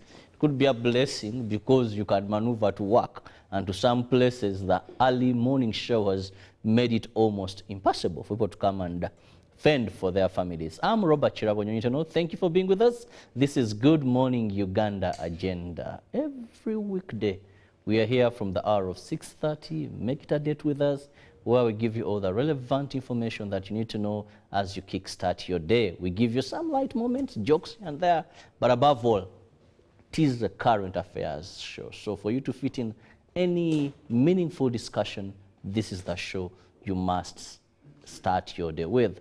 Now, Good Morning Agenda, we have a guest in studios, but you're also able to be part of the topic of discussion by simply going to our socials and sending us a message. We treasure, we need your feedback. Joining me this morning is a very interesting character, I must say. The spokesperson of the Uganda Prison Services, Frank Baine, with whom we are going to be discussing the welfare of prison warders, or call them prison staff. Now, yesterday there was a nasty incident where we saw a prison warder shoot at the other and kill, and that was very unfortunate. But the spokesperson is here, and let's begin by really understanding what really happened. Frank, a lovely morning to you. Good morning, Robert Kirabo and the dear listeners and the viewers. I am once again glad to be here to come and talk about some few issues regarding Uganda Prison Service. Of course, unfortunately, yesterday was a black Monday for us, because one of our staff in the stations, in the station of Bugungu is in the Wikwe district near Jinja, woke up having had disagreements for some time with the, I would say, the girlfriend whom they shared a child, came normally to sign for a gun to go for duty, because he was supposed to be joining main shamba with the rest of the team. And his girlfriend at the time was a sentry. A sentry is the one, those who guard around at the gate. So this man, after signing, this young man, I would call him a young man, 28 is young, and they trained with the girl, and they passed out together. I think that's how the relationship started building. Now they are in the same station, have a kid, and then eventually they don't agree. Then, of course, you know those in relationships, it's not rosy every day. So this man heads for the girlfriend, and before anybody knew it, sound of the gun, and the girlfriend is dead. Unfortunately, another young man who was guarding the other side of the perimeter fence hears a gunshot. Naturally, for us in prisons, the first sign of it, when you hear gun, it means there is an escape. But he was not seeing or hearing any commotion on the side of the prison. So he decides to advance to nearby where the sound of the gun was coming from. He wasn't even so worried, because when he saw this other person with the gun, he knew. He saw a comrade. He was a comrade now trying also, thought that one was also trying Pursuing. now to pursue what was going on. Now, the other one, on the other hand, thought now this one has come with a gun, maybe has now come to kill him. So he just shot him dead. This one even never attempted to shoot, because he was still finding out what has gone wrong. Is it an escape? Did the gun fire by accident? So the other one fired him dead. Now, when he did that, now he comes back to his senses to know he has now killed two people. So he tries to kill himself, but he fails. Now it is because now, of course, the sound of the gun in a prison setup attracts everybody, and these are even two prisons adjacent to each other. So even the group from the other side had to come in for reinforcement. So they quickly disarmed him and put him in a cell, called the police. Police came, took over the scene of the crime, the exhibit, which was the gun, and this man, of course, he was not talking, but he kept on saying some few things like, witchcraft. So we think the police will find out what type of witchcraft is he talking about. Does he mean he was bewitched? Does he mean, we didn't get those details, because after that he went like into shock, and he was not able to talk to anybody. And it is in such a time, sometimes you also can't get the truth. So definitely, you just give time. Of course, it's an unfortunate incident. And what is the background? It's this. You see, these are young men and women who leave school, senior 4, because we take in senior 4. These are pretty young people, 20s, early 20s. Now, the majority of them are amateurs in handling relationships. But it also goes back to our families. Most of these emotional imbalances, we grow with them. We don't develop them when we are old. It is because of the family background, the way we run through the school system. So, but in humanity, you cannot avoid some few people having emotional imbalance. That's why even when you talk about most of these women prisoners, they have committed crimes of passion. If you look at like 80% of the murders that take place, these prisoners were on murder. By the way, right now, murder is the biggest crime in terms of the capital offenses in the country. Murder is the biggest crime. But if you look at like 80% of those murder crimes are because of emotional imbalance, which tells us that we need to go back to see what went wrong in our social fabric, to see how conflict resolution can go back to its form. Because everybody seems to have the answer for their problems without necessarily involving others. That's why you see this mob justice. Mob justice is another area which tells you that the society is brooding emotional imbalance. When you see this mistreatment of kids by maids, I saw a case in the papers where a landlady stabbed a doctor. Now, after committing that crime, that's when she remembered she had committed a crime. She even walked herself to police. Now, that same lady also had a case of torturing the housemaids, burning them with a flat iron. So those are symptoms that you see our society needs to go back to redress our social fabrics. Yes, a number of times we have social workers, we have psychosocial support workers, but some few individuals sometimes go this other side. Now, Frank, and even before we go that one, I also want to tell you that even there is a heightened, I remember I was reading one of the researches made by these NGOs, areas which have been affected by war for a long period tend to have people with emotional imbalances or flashes because of the traumas of war. So some of these things we are reaping are because of what we went through up to a certain time. And we need to jointly correct this and find our way clear. Although, even what surprises me when you go to these modern societies, I was reading Japan has the highest level, or the highest numbers of suicidal cases. Yet this is a modern society, they have everything. So that one tells you that sometimes even modernity is not a solution. Now, the quick question is, why would this person use a gun?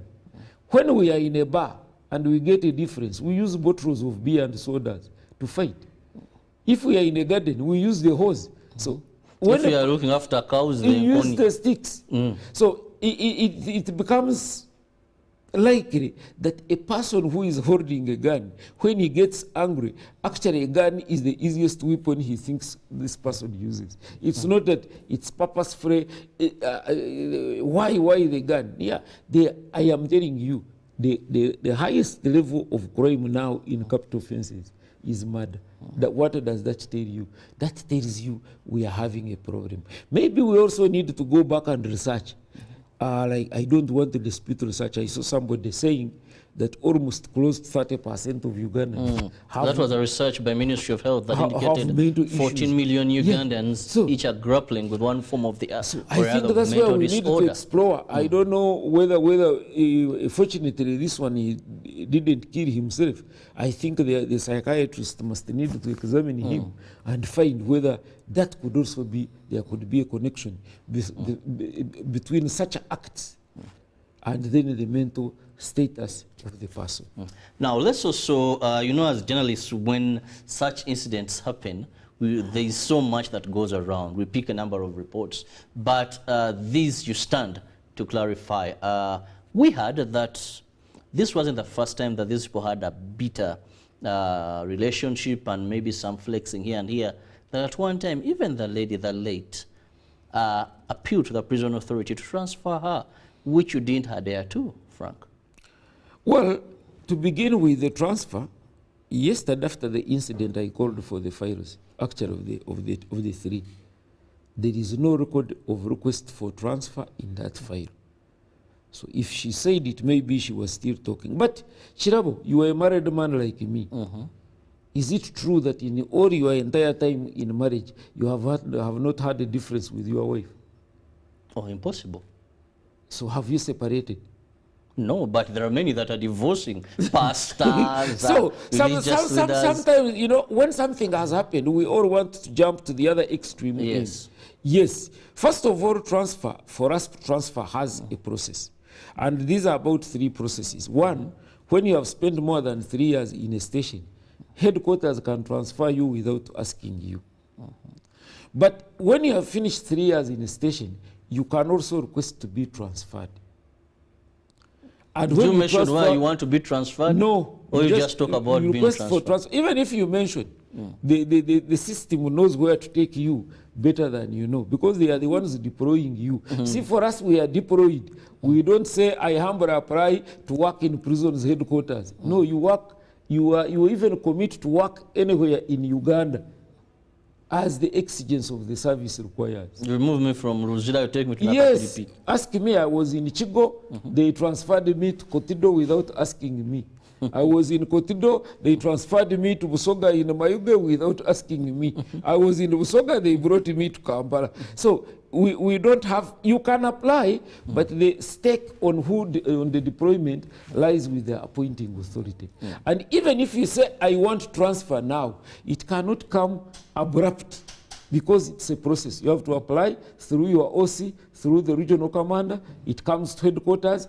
You know, because we are dealing with now 13,000 staff, they don't simply pick Kirabo and say, Kirabo is transferred alone. No, they must look at how many people have applied for transfer, then they group you so that they switch you. As you are applying to leave one station, another one is also applying to leave another station. So they need to identify that when you move from here, where do you go? Otherwise, you'll find that you will create an imbalance. You find one station with many people and another station without what? The people. So it's not as simple as that. These are 261 prison stations, which you have to balance the staffing levels. So because of that, there must be a process. But unfortunately, sometimes I look at things as a Christian. Do you know how you will die? I don't know. You don't know. So if it was like, if it is destiny that I am supposed to shoot you, even if you hid from me, when your time to die, don't you think you will surface and then I will shoot you? So sometimes people kill others. It's destiny. Agents. It's destiny, or it is a predestined system. But I think we have, Frank, what we call, we wouldn't wish that. I pray and I know that I'll die a natural death. That is my prayer. That's what you think? But there's what I call, you know, when death occurs, life has taught me that when death occurs, there is preventable death and there is natural death. Yes. One preventable death. Now, when someone is shot in such a manner, I call that preventable death, in my opinion. But it's like now, every when day. someone succumbs to an accident, some accidents are preventable accidents. Reckless, DMC. Do you know what, Mr. Kirabo? And these days, you always come with your motorcycle. Yes. The day you have an accident, I won't have one. That's when they will tell you that you are a reckless rider. Yet you have been very careful all the time. So we normally want to contribute towards when an incident has happened. It is unfortunate, it's bad, we didn't wish to lose our people, but sometimes humanities are very difficult to predict. And that's why, actually, after the incident, a team of senior officers yesterday went to Bugungu to find out the details. And I'm sure when they come back, they should have come back by the end of the day. They will make a report, and we should be able to pick some recommendations from their findings. Now, Frank, this brings me to the welfare of prison warders. I visit prisons for preachings. I used to when I had so much time on me. These days, I'm not so much there into church. But one of the things, also let's look at the welfare. You know, some of these things have a psychological attachment due to social and economic factors. When we look at the lives of these juniors, leave alone the seniors, let's look at their welfare. Why I call this a preventable death? Apart from saying they get salary, maybe they have food to eat, how do you look at their do you have counseling services? Do you look beyond just saying execution of your duty as the prisons? Are there other factors away from just saying you're employing them? Because one would look at, if this had misunderstandings, you know, do they have counseling services, knowing that people that hold firearms? Do they have other services away from just the ordinary? Because these are people that hold weapons. Well, Mr. Kirabo and dear viewers, for the fact is that Uganda Prison Service staff are employees of Uganda government. Fortunately, you work with the UBC, you know the levels of remuneration of government. So we are not exception. They're struggling. Fortunately, for us, we cannot agitate because that would be a mutiny. But beyond that, like I told you, we specifically recruit social workers. We recruit psycho support workers who are counselors. They overlap between the prisoners and the staff. By the way, the work of a prisons officer is a very hard one. And sometimes people don't understand. They think you just lock people and you sit. First of all, you are dealing with human beings. A number of them share their challenges. You also see the challenges they have. Then you also have your own challenges. But all that said and done, the other side, they have where I come from, they have a proverb that you cannot claim that because you are drunk, you slept with your mother, unless you had already admired her before you started drinking. Yes, but we of course, we have, like you have said, we have ration given to our staff. We have those who have some land, like Mugunga has some smaller land, staff have plots of land. We have the duty-free, which helps us to have some materials for this. Even socially, we have meetings, we have parades, we have interpersonal discussions. But things to do with love in society, everywhere, I don't think they are very easy to say you'll get an 100% accuracy. I have seen people who have moved from church, and you hear the following day, they have strangled each other. Yet they were at the altar together the previous day. So, as I told you, that emotions are very tricky things because they run inside. Sometimes you look at the face and you can't understand what is inside.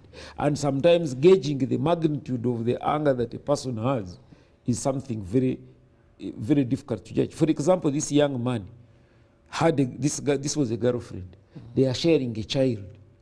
The question is, why would you want to remove from life the mother of your child? Yet this child is very young. Yes, you can disagree. You can quarrel. In homes, we have had disagreements. Because you are different people from different backgrounds, from different cultures. Sometimes it's very difficult to agree on everything. Even when you seem to have agreed on everything, somebody feels maybe was taken advantage of. But that extremism now goes back to the individual inbuilt sensors and controls of emotions. And that's why, like I told you, the other day it happened. I think even you have seen even in the soil, sometimes people go in the bar, they disagree, and somebody picks a gun, comes and fires. The whole thing boils on that personal judgment. Frank, let's also look at policies. I know organizations where they don't allow internal relationships. What? Do you have that policy? No. For us, most of the times I've noticed in army, in police, in prisons, most of the happenings are crimes of passion. Most of the shootings, when you find out at military gunshots, when you hear police, remember the DP of Mukono picked a gun, shot the person they love. But you remember there was an MP also who shot his wife. Yes, Godi. But so and I know there are some places where it is by policy that if you begin a relationship, either one of you quits the job and looks for a job elsewhere. You know, sometimes... Even there are some schools I know where they don't allow teachers. Sometimes this is a very... Let me give you a scenario. It would be unfair that I am married. You transfer me to Kotido and you send my wife to Chisoro. Yes, that is government. Yes, we are supposed... does that one keep the family? In as much as we are doing the job, we should also be mindful of how do we keep the family, because we have children and we want our children to have children. But is it possible that somebody is in Arua and another one is in Imbale and they have a family?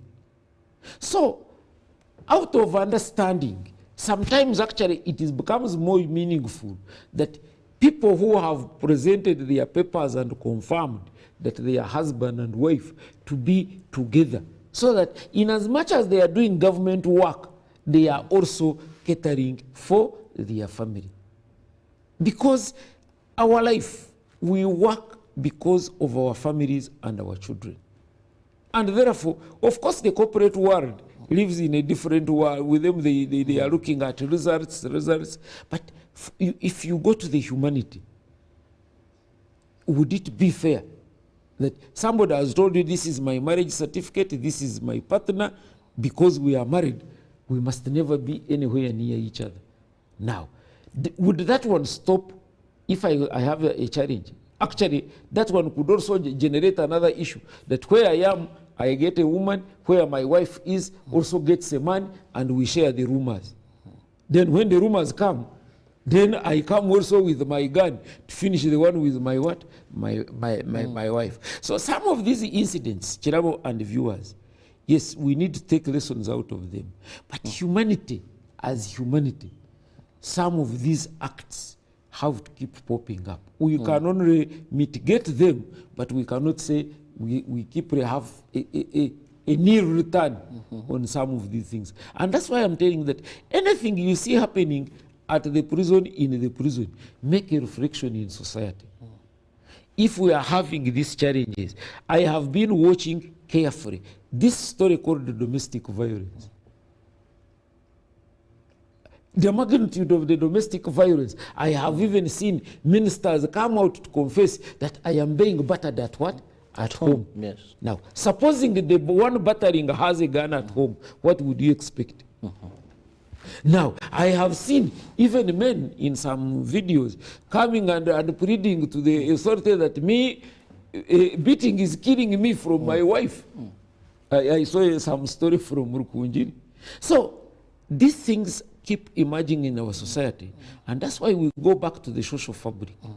We have to go back to the role of the family. We have to go back to the role of the big family. We have to go back to the role of the community in maintaining emotional imbalance. Well, Frank, talking about emotional imbalance, like you've rightly said, there are also allegations, and you stand to either accept them as a challenge or say they never exist, that some members, I want to begin and use the word armed forces, where prisons also fall, that drug abuse and substances also are a problem here, are a challenge here, that some of them still fully use these and some of these actions. Of course, society, that is something we can't deny. The community drug abuse is so high that maybe because of the nature of the work, the frustrations, the economic challenges, you have a number that are using drugs and substances.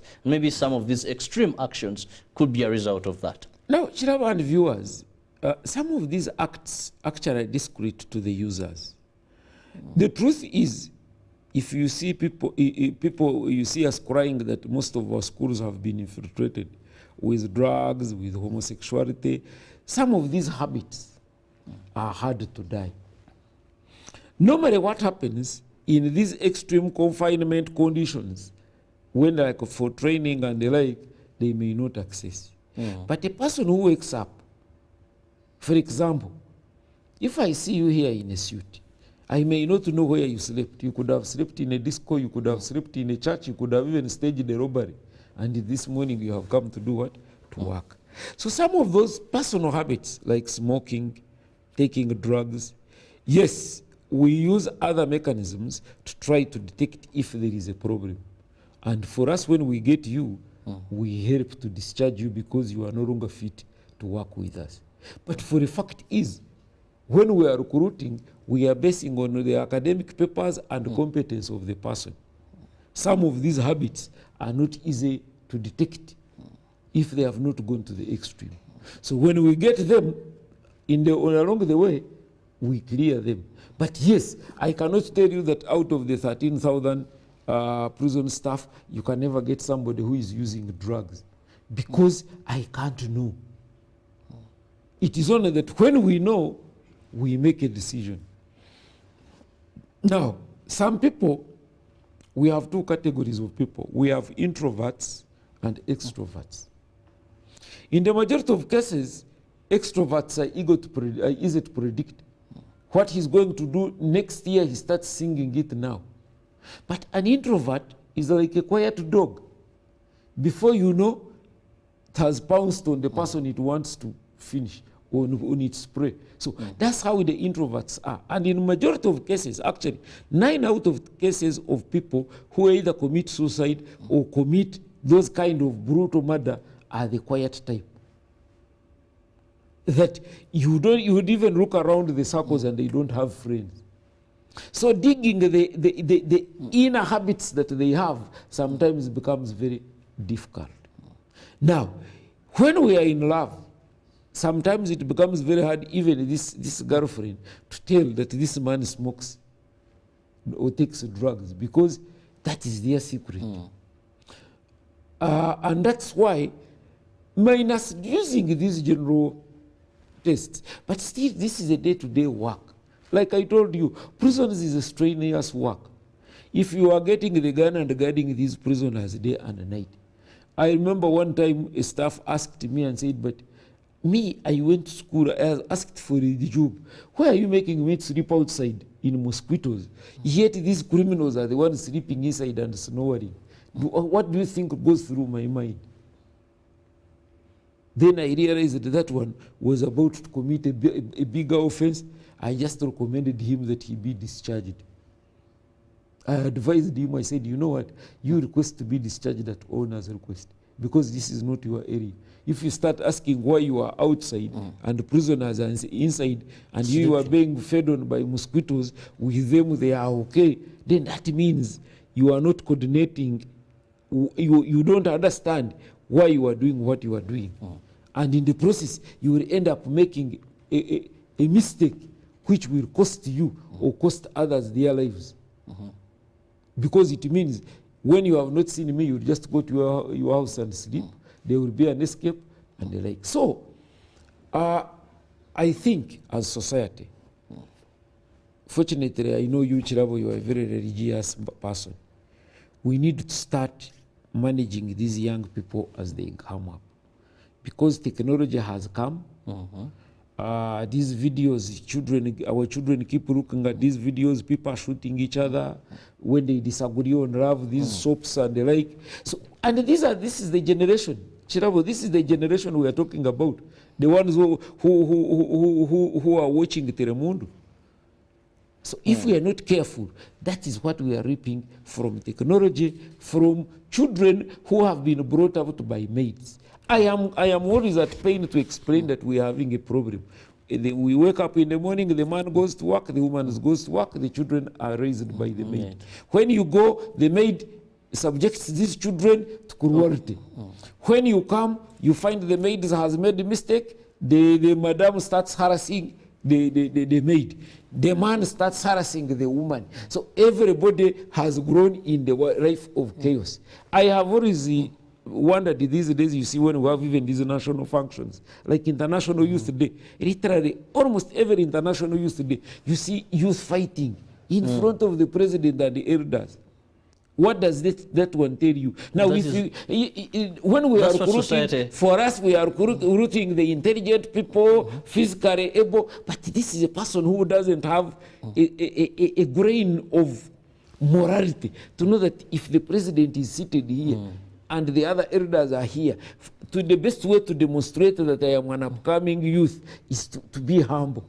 Well, Frank, we have messages that are coming in. Like I told you earlier, you can be part of the topic of discussion this lovely, that is Tuesday morning, the beginning of yet a new month, by simply going on our WhatsApp number, which is just on your screen there. Send us an SMS, send us a WhatsApp message, and I'll be reading them out for Frank. I just have a few that have come in, and I think let's first start with this. Well, thanks a lot for your show and throwing more light on the nature of our forces in Uganda.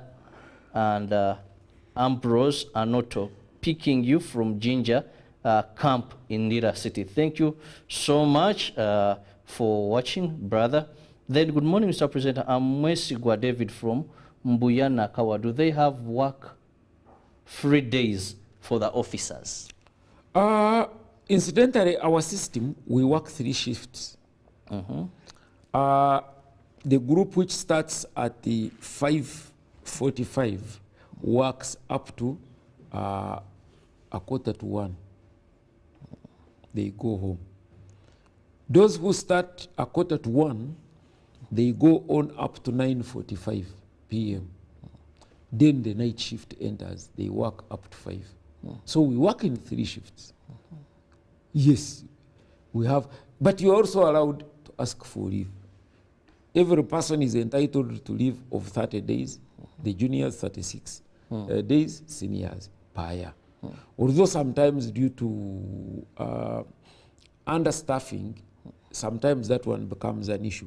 But you have seen once in a while when there are these service orders, they are talking of accumulated leave. Let's understand this very well, Frank. When I look at statistics, our prisons, the 200-something you've said, 261, are meant to have about total capacity of 20,000. Yeah, Yeah? Now they have about 70 something there. How do you assure us that you have enough manpower for people to have those shifts? Well, of course, we cannot say we have total manpower because our staffing levels now is at 26%. But because of the systems we employed, like dynamic security and open door policy, we find there is a mechanism that we go through that at least each and every person could get a chance of going for leave. But like I told you, that we work in shifts. Even in a day, you are assured that you are working about 8 hours and you still have to yourself 16 hours. So, and to me, that is not small rest. While some people start in the morning to evening, for us, during the daytime, we have 2 groups. At night is when we have 1 group. And because the activities at night are very minimal compared to the day activities, because during the activities, people have to go to court, people have to go to dig, the cleaning, and the like. That's why the activities are so many that people need to work for shorter hours. But at night, it is more to do with guarding. Very interesting question comes in, and I want you to listen to this very well. He said, thanks a lot for the show. I'm watching and enjoying. Tell Frank Baine that alcohol, that is moga, or lira, is killing the nature of their work to an extent that in the long run, all prison warders will be drunk. There is too much drinking by the officers. Now another one comes in. Morning, Mr. Presenter. I'm Mwesigwa David from Mbuyana Kawa. Do they have work? Okay, Mr. Kirabo, I would like to thank Mr. Mbaine for those words, but again, let them mean what they talk on media. Sometimes they lie to us, like tribalism in ranks, posts, even attitude some officers work in all armed forces. Some of these people commit these offenses because of the torture and the things I've raised above. How are they addressing them? But you see, these are some of the sweeping statements. For example, let's take the incident that happened in Bugungu. The officer in charge is a Mugisu. The one who shot is from Lira, is a Langi. The girlfriend is a Nacholi. The other person who was killed, that was guarding, the one who came to find out and was killed, is a Muchiga. So where is tribalism there? And what does it have to do with a person committing a crime? Now, the one of Lirarira, one of the things, if you must notice, it is not allowed to sell alcohol in the barracks. That is for a fact. 2, like I told you, prisons officers don't operate in Mars, they operate here. The one who is talking about the Rira could even be the one who seduces our staff and goes to buy them the alcohol, then he turns around and blames them for taking what? Alcohol. Yes, we insist that people on duty must be sober. And if you have looked around, there are very, very, very minimal cases where you have found a prisons officer drunk on duty. And when we get him, we punish him accordingly, including discharging him and letting him go, getting dismissed for ceasing to be efficient on what? On duty. So now, in this wisdom, I don't know what we should do. The best way would be to stop Rirarira so that we save the Askaris. But Rirarira is not manufactured by prisons officers. Rirarira is manufactured by community. This community have children. These children are Ugandans. When time for competing for jobs, these children, I remember one time here, a vice president confessed that he went to school because the mother was brewing the warrage. It's an occupation. Now, even some of us in our growing Kirabo, when things were hard, at one time we were surviving on brewing warrage. So if I brew, I don't mind who drinks, but I need a market for those who do what? They're drinking. The most important thing for us we do is to emphasize on the discipline of our staff. And that one we have tried. I think if you compare with other workers, you can come stand with me that the prisons service discipline is at a different level. And then, for the last about 3 years, we have been training our staff in customer care. And that's why you find that we are more user-friendly.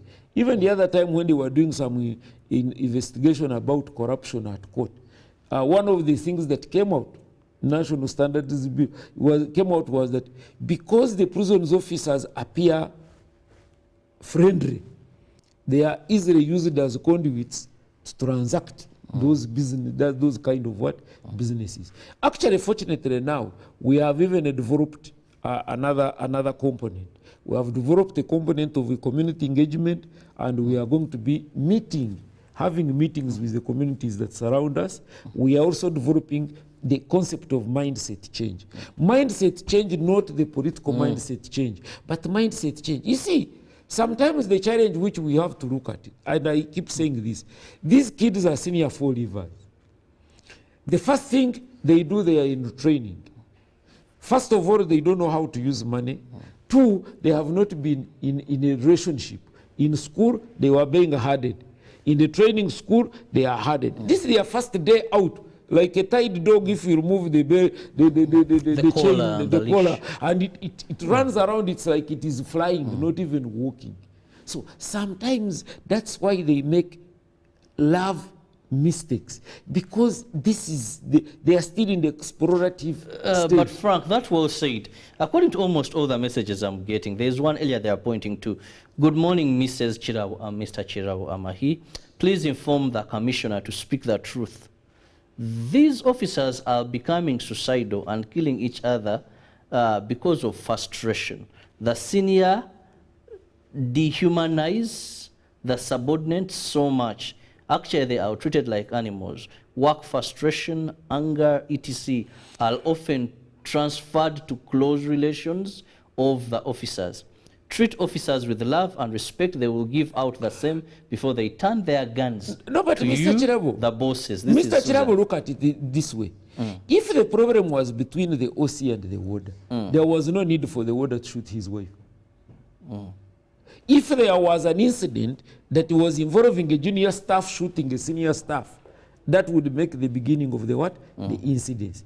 When they were falling in love, how comes people didn't question? When they were having children, where were the questions?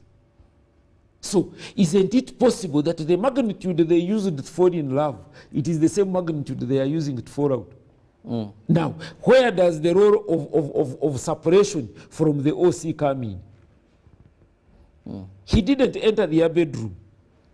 He didn't tell them, you must love each other. The separation does not condition people to love the ones they don't want.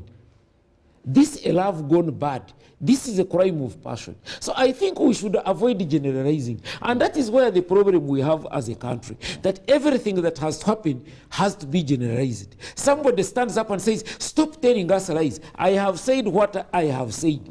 Do you have proof that I have told you a lie? These are the facts. These people are squad mates. They were together in training school. They came out together. They were posted to the same station. They fell in love. They have a child. They disagree in their love. One kills the other. After killing the other, where does Baine come in to tell you a lie? Have I told you the lie that actually these people died of thunder? No. We should avoid simplistic commenting. And that's where the problem lies, that we live in denial. You have children, you know they are improperly brought out, but all you want them to get jobs. Well, when they get jobs and they have problems, then you blame the system, that the system has not protected them. That's why I have problems, people who are singing, Saba government etuyambe, why did you have to wait for government kuyamba? What have you helped yourself about? Let me have your parting shot, the sportsman is well, what I'm parting, my parting stocks is that it's very unfortunate to lose such a young people in such a funny situation. And you might find that if you go deep, I hope police finds out and helps us to give the information. You might find that their differences were very minor and could be resolved. The problem that we are having as a generation, the high-handedness of our society. Everybody thinks every small problem needs a hammer. Even when you are hitting a mosquito on your body, you need a hammer to destroy the mosquito. In the process, you break your what? Your bone. I think we need to restore the family values. We need to restore the social fabric. We need to restore our alternative source of conflict resolution. And we should remove the blame game. We all take responsibility. These people in forces are Ugandans. These people in forces are our children. They are our brothers, our sisters. The way they grew up, hardly can you change them. You will train them the drill, you will show them the gun, but how their mind has been tuned sometimes is very hard to remove. Like they say, it is easy to remove a person from the village to the town, but removing the village from the person becomes difficult. So some of these bad habits die hard. Die hard. Well, I want to thank you so much, Father Frank Baine, who happens to be the spokesperson of Uganda Prison Services. Thank you for your time. We pray and hope that we do not witness such a similar occurrence. We also pray and hope the welfare of these lower cadres in prisons will be improved. Parliament and all concerned persons, sometimes these things that we see happen in relationships have a relationship with economic factors in these affairs. Many people psychologically go berserk when the pockets are so weak for them to achieve. And some lose loved ones because maybe they have become too broke and the woman looks for alternative forces. And what does the man do? Decides to take a life. So these are very unfortunate. Let's always look at all other alternatives of solving conflict rather than the extreme means. Have a lovely day. Ruben is smartly ready to take you through sports updates. Good morning.